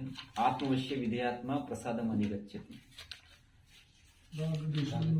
राग द्वेष विमुक्तेषु विषयान इंद्रिय चरण आत्मवश्य विधेयात्मा। विधेयात्मा का प्रभुपाद क्या लिख रहे हैं? ट्रांसलेशन विधेयात्मा का वर्ड टू वर्ड। नियमित स्वातंत्र्याला अनुसरणारा। क्या? नियमित स्वातंत्र्याला अनुसरणारा, मतलब जो व्यक्ति अपनी स्वतंत्रता का उपयोग करे उसको विधेयात्मा कहा गया। ऐसा विधेयात्मा आत्मवश्य, अपने नियंत्रण में सभी इंद्रियों को रख सकता है। और प्रसादम अधिगच्छति, खेल रहे कहां पे? विषयान इंद्रिय चरण, विषयों के बीच में रह रहा है वो, लेकिन उसने अपने स्वतंत्र इच्छा को पूर्ण रूप से, मतलब स्वतंत्र इच्छा का पूर्ण रूप से उपयोग कर रहा है। उसे वो आत्मवश है, आत्मा के वश रख रहा है। आत्मा, स्वतंत्र इच्छा किसके पास है? आत्मा के पास है। तो आत्मा के नियंत्रण में सबको रख रहा है, विषयों में खेल रहा है। ऐसा व्यक्ति प्रसादम अधिगच्छति, उस व्यक्ति को भगवान की प्राप्ति हो सकती है। इसलिए वह ट्रांसलेशन पढ़ो डायरेक्ट, देखो भगवान प्रभुपाद क्या बोल रहे हैं। पण आसक्ती आणि अनासक्ती यांपासून मुक्त असणारा आणि स्वातंत्र्याच्या नियामक तत्वांनुसार इंद्रियांना नियंत्रित करण्यामध्ये समर्थ असणारा मनुष्य भगवंतांची पूर्ण कृपा प्राप्त करू शकतो। कोण मनुष्य? स्वातंत्र्य काय? स्वातंत्र्याच्या नियामक तत्वांनुसार इंद्रियांना नियंत्रित करण्यामध्ये समर्थ असणारा मनुष्य भगवंतांची पूर्ण कृपा प्राप्त करू शकतो। रत्न है, रत्न भगवान ने रत्न दिया है, और इस रत्न का जो शक्ति है ना, सिर्फ मनुष्य योनि में प्रकट होता है। सिर्फ मनुष्य योनि, पशु योनि में वो प्रकट नहीं होता है, क्योंकि पशुओं का जीवन विचारों के लिए दिया गया। जैसा विचार आएगा वैसा करो, ये सुविधा है। भगवान बोलते हैं आपकी इच्छा है ना, चलो ठीक है मैं ऐसे ही योनियां बनाता हूं, जैसा आपको विचार आएगा वैसा करो। लेकिन इस योनि में आपको ऐसा नहीं करना है, ये स्पेशल योनि है। इसलिए महाभारत का श्लोक है ना, वो हम भगवद गीता क्लास में बोलते हैं, आहार निद्रा भय मैथुन सामान्य ये तत् पशु ही नारायण। अगर ये समान है तो पशु और मनुष्य में क्या फर्क है? नहीं, मनुष्य और पशु में फर्क है। क्या फर्क है? धर्म। धर्म यानी जिज्ञासा। वो कहाँ से आती है? स्वतंत्र इच्छा से आती है। तो स्वतंत्र इच्छा हमेशा रहेगी। इच्छे इसलिए ना, कर्म के हिसाब से आपके जीवन में कोई परिस्थिति आएगी, लेकिन उस परिस्थिति को कैसे रिएक्ट करना है ना, वो आपके डेस्टिनी में नहीं है। परिस्थिति आपके कर्म से आएगी, उस परिस्थिति को कैसे प्रतिक्रिया देना है वो आपके नसीब में नहीं है, वो आपके हाथ में है। नहीं तो अगर सब कुछ नसीब में रहेगा तो फिर हम सर्कल से बाहर ही नहीं जाएंगे, क्योंकि जैसा नसीब है वैसे ही करेंगे। तो भगवत धाम जाना नसीब में, किसी के नसीब में भगवत धाम जाना लिखा नहीं है। आप अगर किसी को भी कुंडली खोलोगे ना तो किसी की कुंडली में भगवत धाम जाना लिखा ही नहीं है। इसका मतलब क्या होगा, हम नहीं जाएंगे। तो फिर क्यों दिया है ये सब? क्योंकि स्वतंत्र इच्छा, इसलिए कहे। भक्ति ठाकुर बोलते हैं ये जीवात्मा का रत्न है, रत्न, ये रत्न है, तो इसका इस्तेमाल करना, तभी हम अच्छा जीवन जी सकते हैं। और ये यहाँ पे चल रहा है कि ध्रुव महाराज की स्वतंत्र इच्छा को क्या कर रहे हैं, उसको पुष्टअप दिया जा रहा है। चलो, तो विचार आएंगे, विचार इतने खराब आते हैं ना, अनर्थ निवृत्ति के स्तर से बाहर जाने से पहले। जब हम अनर्थों में खेलते हैं ना, अभी हम अनर्थ में खेल रहे हैं। हमारा मैच किसके साथ है? अनर्थ के साथ। और कसौटी मैच है, जब तो वनडे नहीं, कसौटी। कसौटी में जीवन जब तक वह है तब तक चलेगा। तो उनका काम है विचार देना, हमारा कार्य कैसे एक्ट करना, उसको कैसे प्रतिक्रिया देना। जैसे प्रभुपाद बोले प्रवचन में, बोले वी कैनॉट स्टॉप डिजायर, हम इच्छा को रोक नहीं सकते, but we can control desire. हम इच्छा को रोक सकते, उस विचार को करना है नहीं करना है उसके ऊपर हमारा नियंत्रण है। विचार आने के लिए नियंत्रण नहीं। इसलिए स्वाभाविक इंद्रिय तृप्ति के विचार आते, स्वाभाविक। कोई स्त्री देखते तो स्वाभाविक आकर्षण होता है।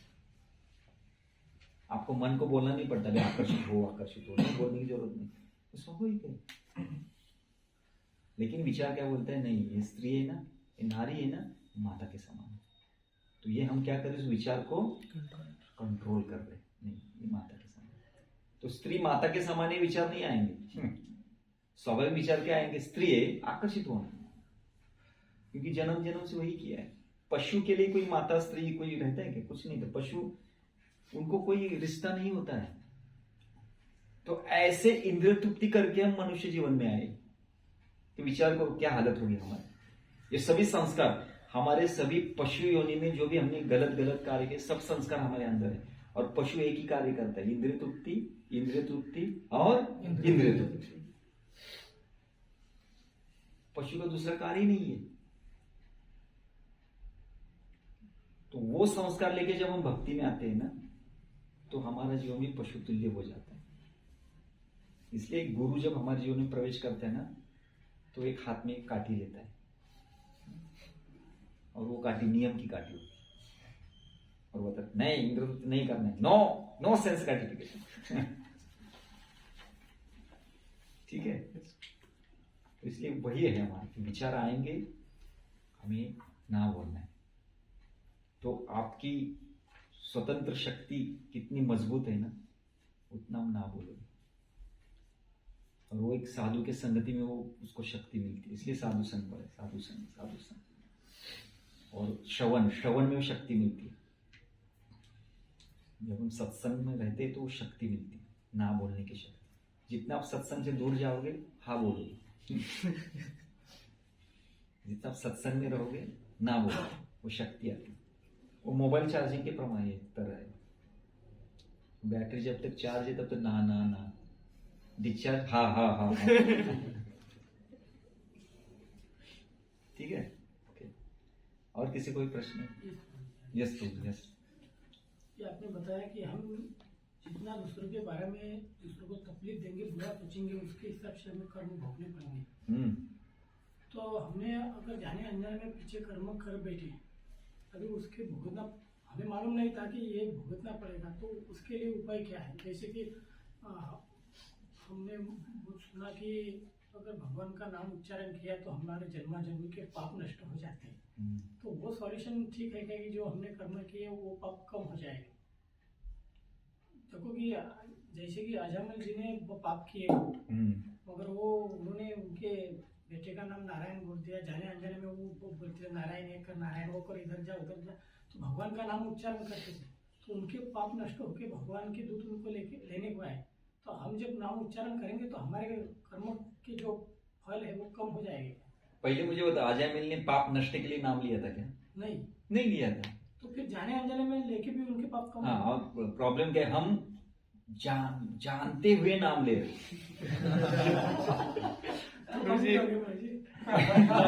पता नहीं था ना, बट हमें पता है अभी वही तो गड़बड़ वही है ना। हमने नाम की महिमा को जाना है, इसलिए प्रॉब्लम हमारे अंदर है। उन्होंने नहीं जाना था, और इसलिए हम कल ही चर्चा कर रहे थे हमारे भगवत प्रवाह में कि अजामिल ने जब पहला नाम लिया ना, पहला नाम कब लिया था उन्होंने पूछा पत्नी को, इसका नाम क्या है? बोली नारायण। नारायण, बस वो जो नाम पहला था ना, उस नाम ने अजामिल ने जितने पाप किए थे और जो करने वाला था, जब वो नाम की महिमा क्या है, जो पहले किए थे और जो आगे करने वाला था, क्योंकि उसने पाप तो बंद नहीं किए थे, वो पाप चालू ही थे। तो जो पहले ना, उन्होंने पत्नी को पूछा कि इसका नाम क्या रखा है, तो उन्होंने कहा नारायण। तो उसने जस्ट रिपीट किया नारायण। उतना जो नाम था ना, उस नाम ने जितने पाप किए थे और जो करने वाला था सब नष्ट हो गए। और दूसरी बार जो बोला था नारायण कैसे है, नारायण उठा कि नहीं, नारायण सोया कि नहीं, नारायण खाया कि नहीं, नारायण इधर आओ, भक्ति, उसको पता भी नहीं है ये भक्ति है। और हम दिन रात, हमें पता है अभी हमारे हाल देखो क्या है, हमें पता है कि ये भक्ति है, हमें भक्ति करनी है, और कुछ असर नहीं हो रहा है।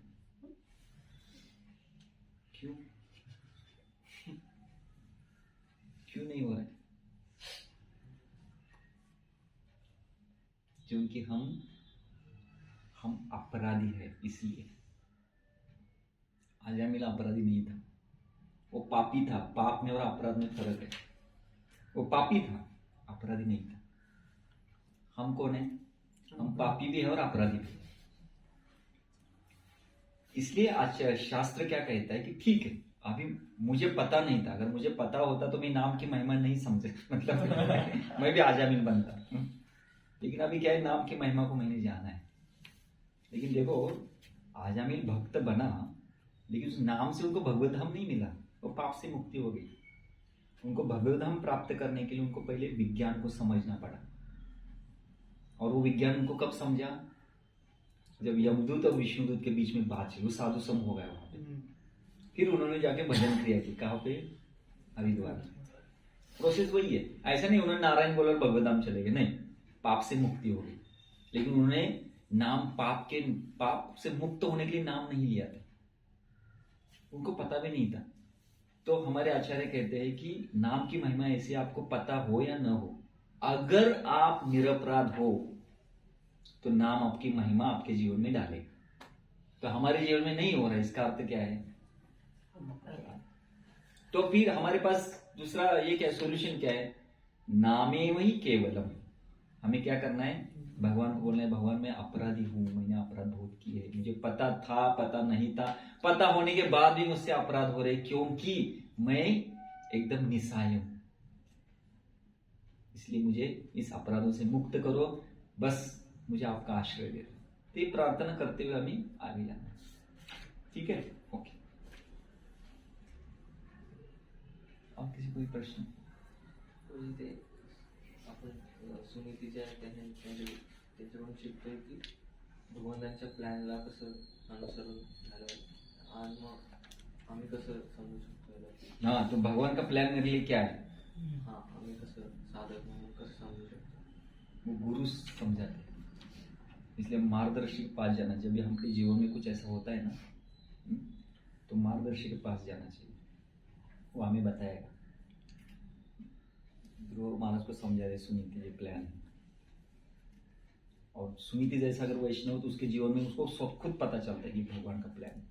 हम उतने महान भक्त नहीं, तो हमें सुनीति जैसे वैष्णव होना चाहिए कि उसके पास हम जाते, हमको उनको बताते, तो वो बताएंगे ये भगवान का प्लान है, आपको ऐसे ऐसे जाना। ठीक है, तो गुरुजनों के पास जाना पड़ेगा तब। यस। भौतिक जगात यशाच्या मागे लागलेला माणूस व्यक्ती जो सपाटून मार खातो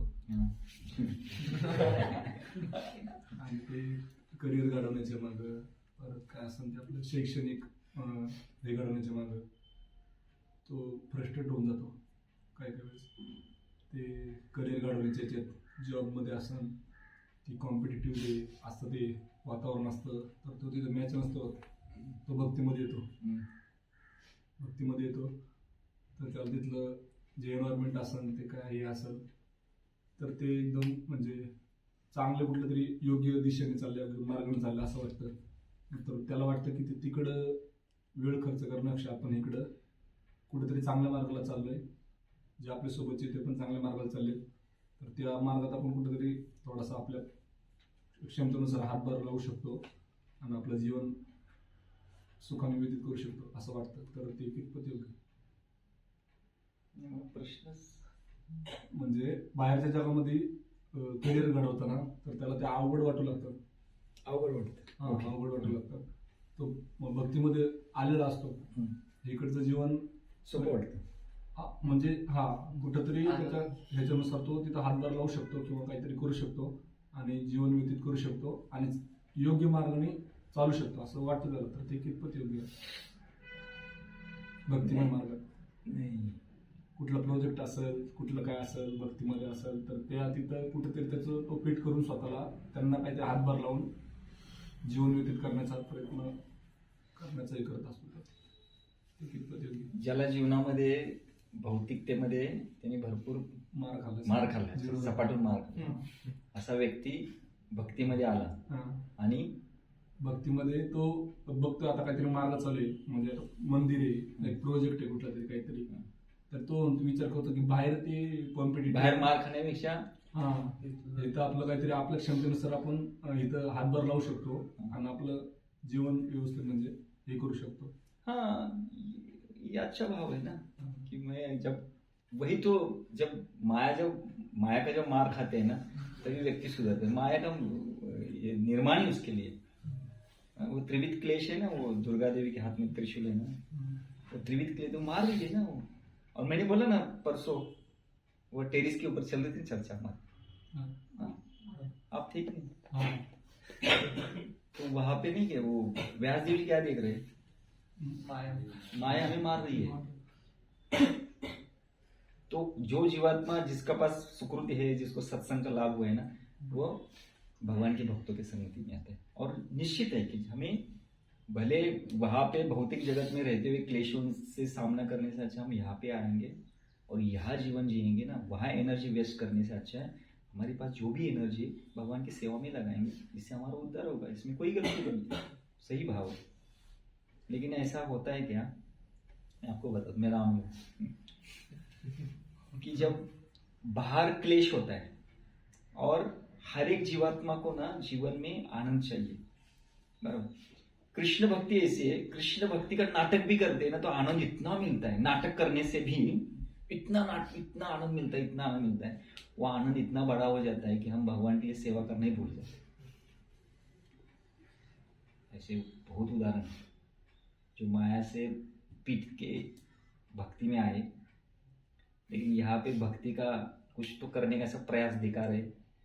तो भक्ति देवी इतनी महान है कि वो थोड़ा भी हम नाटक भी करते तो बहुत आनंद देती है. तो आनंद इतना बड़ा हो जाता है, इतनी सुविधा आ जाती है, हमें लगता है कि यही जीवन है. क्योंकि आनंदमय भ्यासत ना जीवात्मा की खोज आनंद किसमें, यही आनंद में वो डूब जाता है. ऐसा होता है, ऐसा नहीं होना चाहिए. कष्ट जो है ना, कष्ट ध्यान में रखो, जीवात्मा को हमेशा कष्ट करने का क्या बोलते हैं उसे प्रयास करना चाहिए.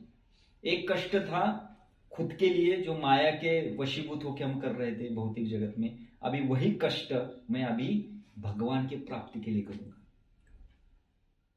तो जब भी मेरे जीवन में कुछ आनंद के सुख के क्षण आते हैं तो एक कष्ट करने की जो प्रवृत्ति है ना वो नष्ट होती जाती है. इसलिए जो सुविधा है ना, सुविधा इतनी भयानक है ना, ये अनुभव है हमारा कि सुविधा नहीं थी तो अच्छी भक्ति थी, लेकिन सुविधा आने के बाद सुविधा हमें लगता है कि सुविधा ही भक्ति है. लेकिन सुविधा भक्ति करने के लिए एक माध्यम दिया जाता है, गड़बड़ होता है। तो ये नहीं होना चाहिए। तो कष्ट हमेशा करना ही है। आप अगर देखोगे ना, निकुंज पता है? निकुंज काय युवराज? हाँ, काय निकुंज? हाँ, वो एक कुंज है, कुंज। उस कुंज में मैं एकदम हाईएस्ट, अभी निचला एकदम हाईएस्ट उदाहरण देता हूं कि कुंज में राधा कृष्ण लीला करते, ठीक है? उसमें बाकी का कार्य क्या होता है?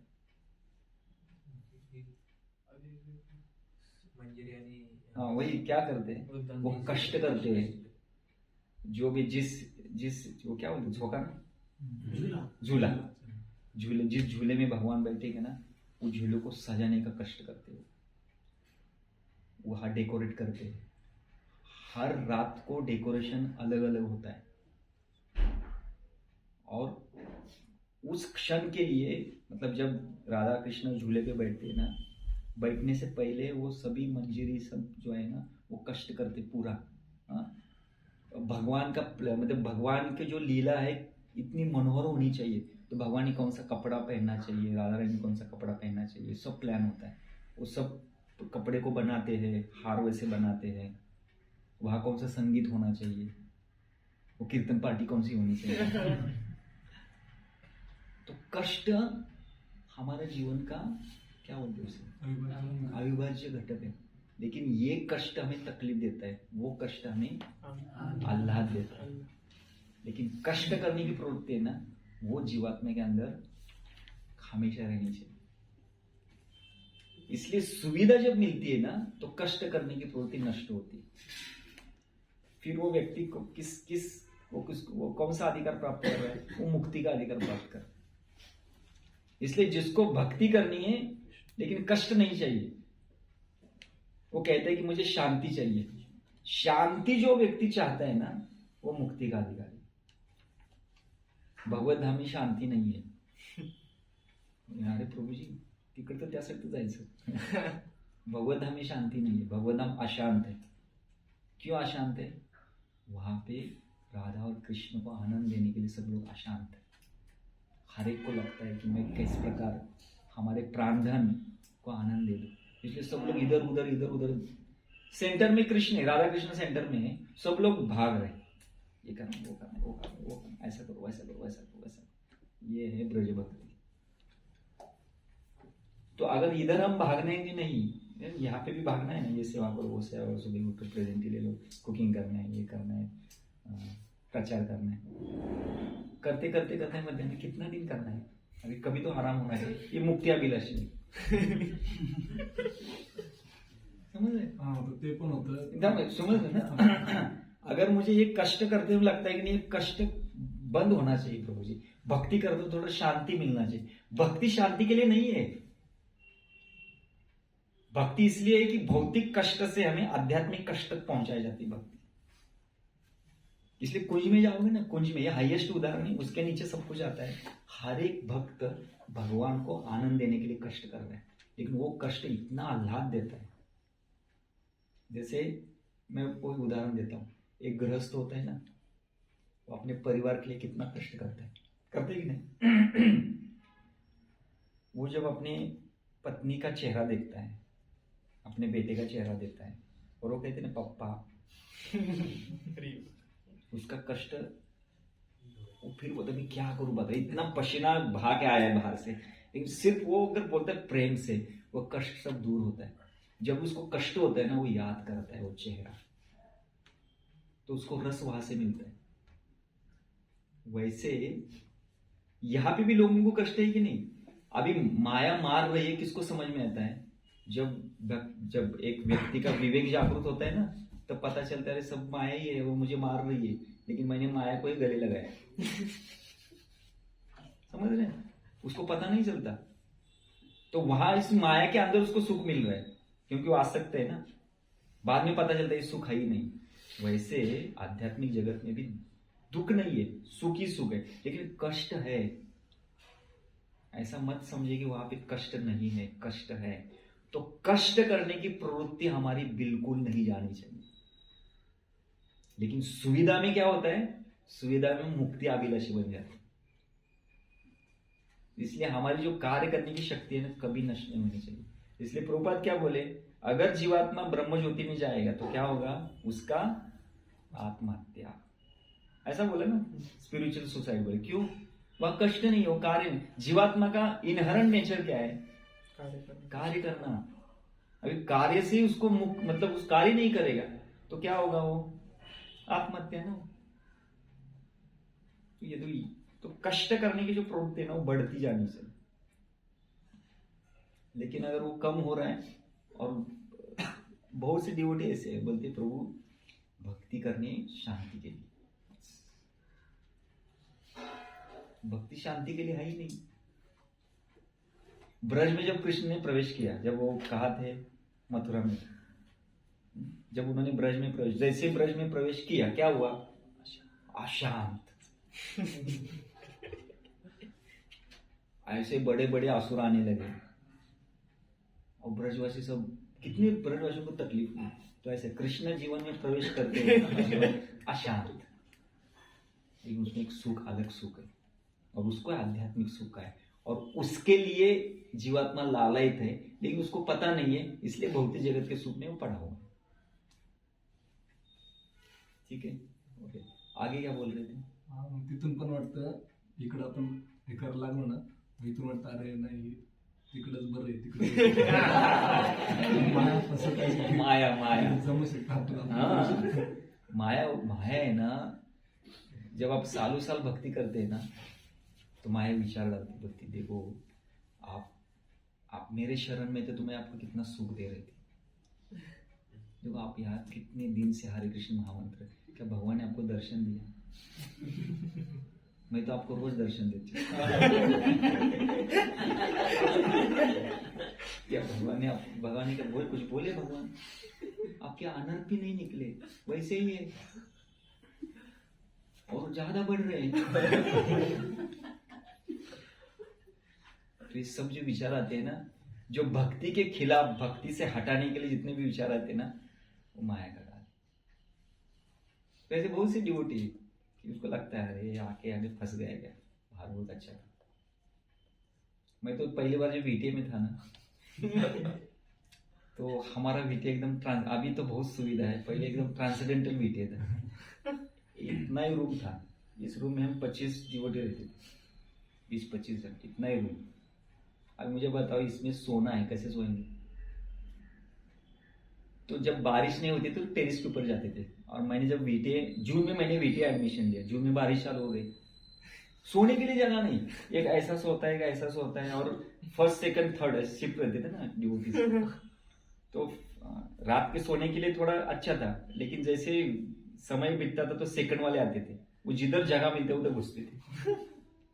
इतना भीड़, टॉयलेट बाथरूम के लिए भीड़, और लेट उठा तो हरे कृष्ण नाम लिखना, एक ही बाथरूम। तो हम लोग बाहर स्नान करते थे, पेट साफ करना भूलना, बाद में पहले स्नान करना, मंगल आरती जाना। तो ये मैंने देखा, और मुझे ऐसी किसी भीड़ में रहने की आदत बिल्कुल नहीं थी। मैंने ही निर्णय लिया कि अभी प्रभु जी को बोला है, अभी आया और अभी जाए, तो बोले कि कैसे, तो 1-2 महीना रहने का बाद में ऐसा कुछ कारण बताने का, यहाँ से बाहर।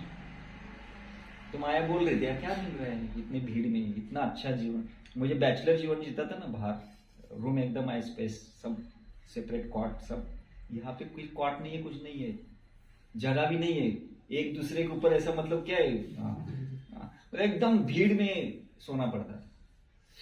तो माया बोल रही थी, और माया का मैंने सुना भी था, लेकिन एक साधु ने फिर कृपा की और फिर से हट गया वहां से। तो माया बोलेगी। तो ऐसा है, ठीक है। और किसी कोई प्रश्न है? यस उज्जवल। प्रभु जी, आपने जैसे बताया कि भगवान से प्रार्थना करनी चाहिए, तो डर लगता है कि मतलब झेल पाएंगे या नहीं, अगर कुछ तो ऐसा बोलते ठीक तरीके से चल रहा है। नहीं, जब अधिकार मिलता है ना शक्ति मिलती है। भगवान ऐसे नहीं देंगे पाइजे ना। वो जो कौन थे वो भगवान बनने का नाटक कर रहे थे ना, पौंड्रक। तो बोले सुदर्शन चक्र आपका नहीं, मैं कृष्ण हूँ ओरिजिनल, आप नाटक कर रहे हो। वो सुदर्शन चक्र आपके हाथ मुझे दे दो। भगवान बोले ले लो। तो वो धारण नहीं कर सके। वैसा यहाँ पे नहीं। जब हम कुछ मांगते हैं और भगवान जब देते हैं ना, इसका प्रमाण है शास्त्र में। अनन्य चिंतयन्तो मां ये जन परिपासते तेषां नित्यभियुक्तानां योगक्षेमं वहामि अहम। योगक्षेम ऐसा है ना पॉलिसी। तो योगक्षेम, योग यानी देना, क्षेम यानी रक्षण करना। तो भगवान सिर्फ देते नहीं है, भगवान रक्षण भी करते हैं, तो शक्ति भी दे देते। इसलिए ददामि बुद्धि योगम तम, भगवान क्या रहे, दे रहे। क्या दे रहे? बुद्धि दे रहे। उसका अगला श्लोक देखो ना क्या है, 10.11। तो रक्षण भी करते भगवान, सिर्फ देते नहीं, रक्षण करते। क्या रक्षण करते? तेषाम नित्याभियुक्त, नहीं क्या है आगे का श्लोक? तेषान एवानुकंपार्थम अहम अज्ञानजं तमः नाशयामि आत्मभावस्तु ज्ञानदीपेन भास्वता। तो कोई बोलेगा भगवान बुद्धि तो दे रहे लेकिन अंदर बहुत अंधकार है। डरो मत। नाशयामि आत्मभावस्तु, मैं उसका नाश कर दूंगा। कैसे? ज्ञान दीपेन भास्वता। जैसे अग्नि प्रज्वलित होती है, अंधकार नष्ट होता है, वैसे ज्ञान के कारण, ज्ञान आपके हृदय में ऐसे उदित कर दूंगा, आपका अंधकार नष्ट होगा। तो भगवान कुछ देते हैं तो क्षेम भी देते हैं, संरक्षण भी करते हैं। इसलिए डरने की जरूरत नहीं, क्योंकि भगवान इतने निष्ठुर नहीं है। आप मांग रहे ले लो, नहीं, जब देंगे तो उसको सहन करने की शक्ति मिलेगी। ठीक है? तो डरना नहीं है, मांगो। और पात्रता के बिना भगवान नहीं देते, पहले पात्रता बनाते फिर देते। वो पात्रता बनाने की प्रोसेस वही हम जब भगवान को मांगते हैं ना, तो भगवान पहले पात्रता बनाते फिर देते। ऐसे नहीं देंगे वो, ऐसे नहीं देंगे, पहले पात्रता बनाएंगे और फिर देंगे। वो ऐसे गड़बड़ करने वाले नहीं है, अर दिया लेकिन पात्रता नहीं, क्या होगा? नहीं नहीं, पहले पात्रता देंगे फिर देंगे। इसलिए पहले भगवान अपने जीवन में किसको भेजते हैं? गुरु को भेजते। देवकी के घर में पहले कौन गए? पहले थे 6 पुत्र, वो कौन थे? वो षड्रूप थे। बाद में कौन गए? बलराम जी। बलराम जी क्यों गए? बलराम जी ने आसन तैयार किया। तो जब हम भगवान को कुछ मांगते हैं ना, तो भगवान पहले गुरु भेजते, बोले पहले पात्रता, ये व्यक्ति आपको पात्रता देगा, तो पात्रता देते। और फिर भगवान जब पात्र बन जाता है ना, तो भगवान प्रवेश करते हैं, भगवान मिल जाता है। तो डरो मत, मांगो। ठीक है ना? आज तक मांगा नहीं इसलिए मिला नहीं।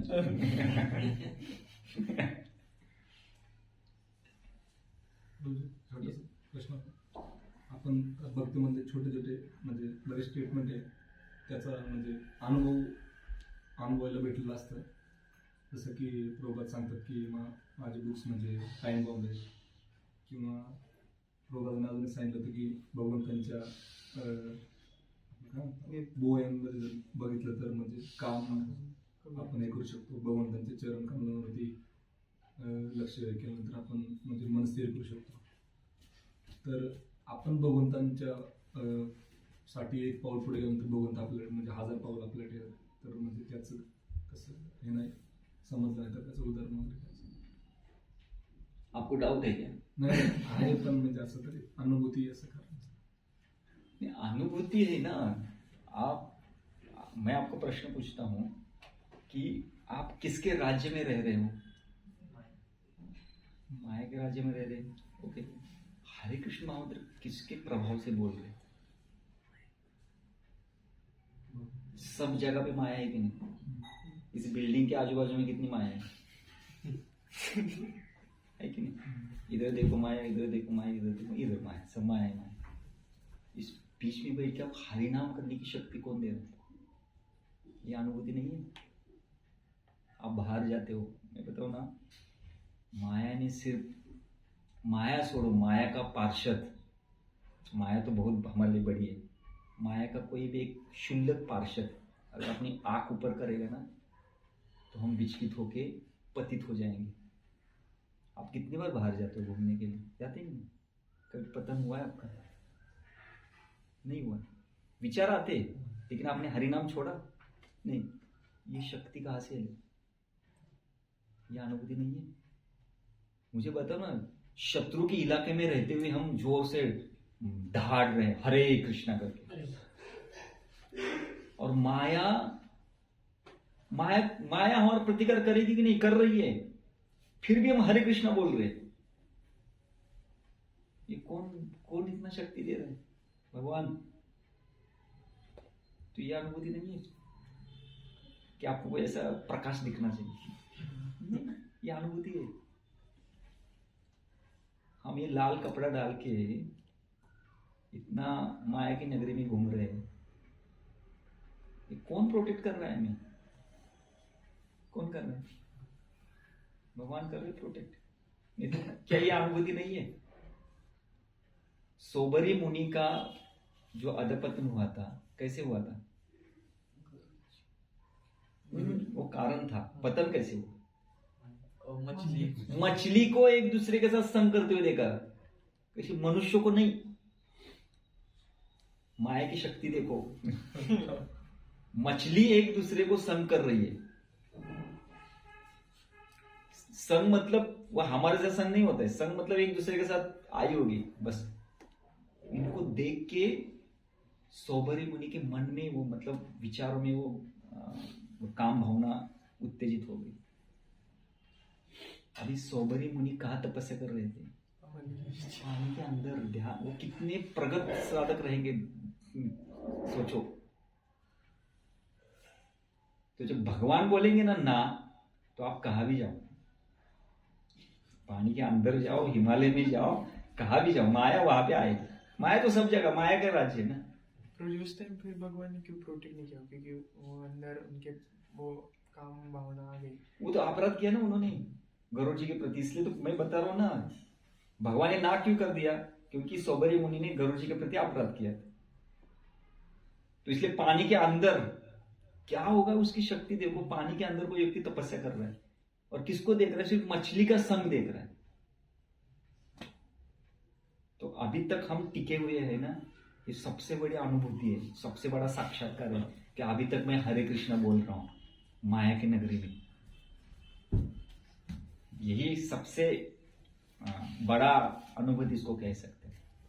बाकी ज्यादा कुछ साक्षात्कार करने की जरूरत नहीं है। नहीं तो नामुमकिन है प्रभु। माया की नगरी में हरे कृष्णा बोलना है ना, इतना सहज नहीं है कि नहीं? भगवान के पार्षद ज्यादा है, माया के पार्षद ज्यादा है यहाँ पे? माया के। भगवान के पार्षद कितना है? 0.001 भी नहीं है। और माया के पार्षद कितने हैं? 99.99। पूरा माया ही है। और उसमें हम हरे कृष्णा बोले, धोती कुर्ता डाल के, तिलक लगा के, जय प्रभु हरे कृष्णा। क्या डेयरिंग है? माया बोलती क्या डेयरिंग करते। जैसे वो कुत्ता होता है ना, कुत्ता जब मालिक के हाथ में उसके रस्सी रहते ना, वो बड़ा कुत्ता रहता है, भौं करता है एकदम। उसको छोड़ो, मालिक ने अगर हाथ छोड़ दिया ना, वो अपना पूछे ना क्यों आएगा। लेकिन मालिक के हाथ में है ना, तो कैसा बड़ा कुत्ता होता है तो एकदम ये करते ही नहीं। क्यों? इसको पता है कुछ हो गया था ही ना।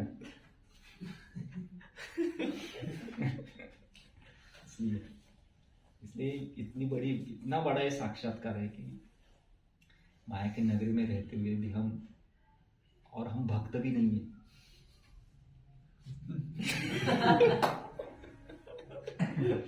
सिर्फ हमें बाहरी रूप से भक्त के चिन्ह पहने हैं, तिलक लगाया, धोती कुर्ता डाला, कंठी माला डाल दी, और हरे कृष्ण भक्त बनने का प्रयास कर रहे हैं, और अभी तक टिके हुए हैं। ये मैं कहता हूँ ये बहुत बड़ा साक्षात्कार है। ऐसा मेरा कहना है। ठीक है गुरु? यस उज्जवल को ठीक बराबर है ना? माया के नगरी में रहते हो, हरे कृष्णा इतना बोल रहे हैं और फिर भी माया कुछ नहीं कर रही लेकिन असर नहीं हो रहा है। माया का असर जिस दिन चालू होगा ना, हरि नाम वो तो चल रहे, कैसे का ना करते हैं ये। मायाविषयी आपण एवढं म्हणजे ऐकतो आणि जेव्हा चैतन्य चरितामृत मध्ये मायादेवीला एका शुद्ध भक्ताच्या रूपात बघतो त्यावेळेस आपल्याला भीती पाहिजे. माहेश प्रभुपाद म्हणतात की मायाला भिलं पाहिजे, म्हणजे पण थोडीशी भीती अशी होते, अरे ते समजून घेतील आपल्याला मायादेवी काय झालं.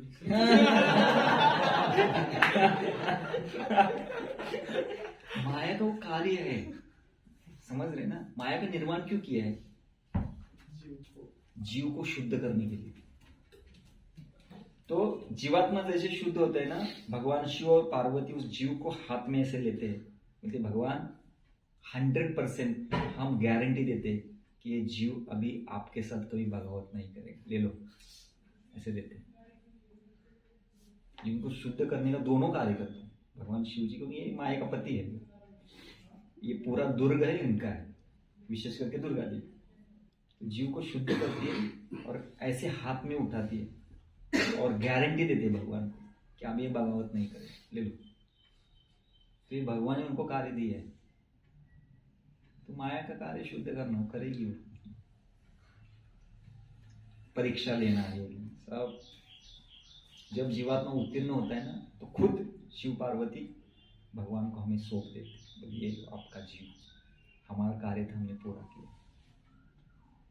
और इनके कार्य में माया अपने कार्य में प्रामाणिक है।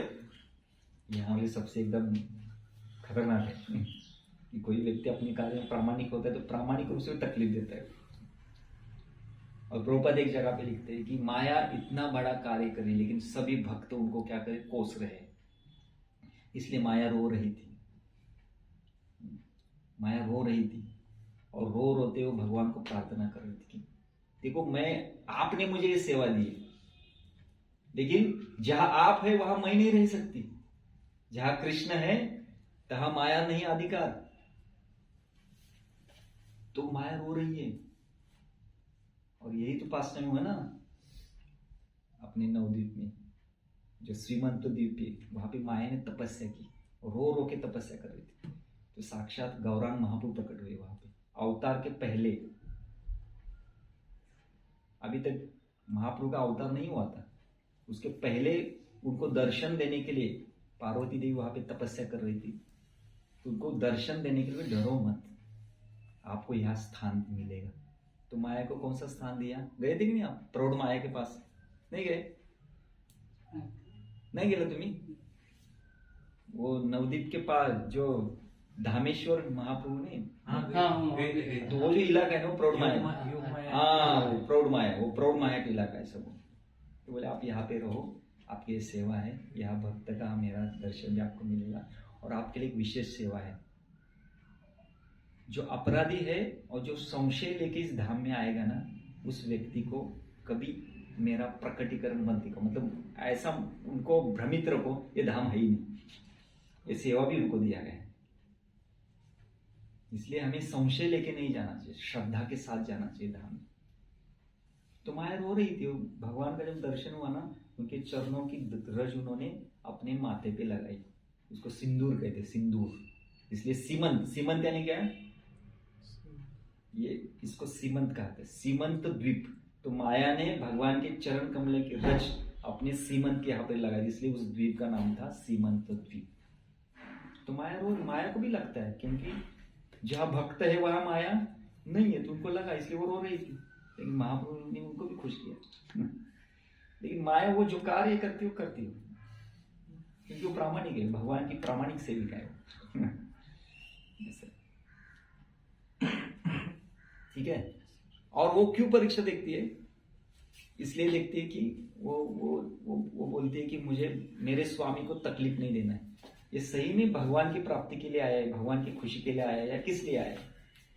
उसको देखने के लिए माया तकलीफ वो देखती परीक्षा लेती इसका कारण क्या है। अगर वो तकलीफ देने के लिए गया है तो मैं उसको नहीं छोड़ूंगा, समझ रहे हैं? तो भगवान के पास वही जीव को भेजेगी, वो भगवान के आनंद में आनंद है, जो भगवान को आनंद देने वाला है।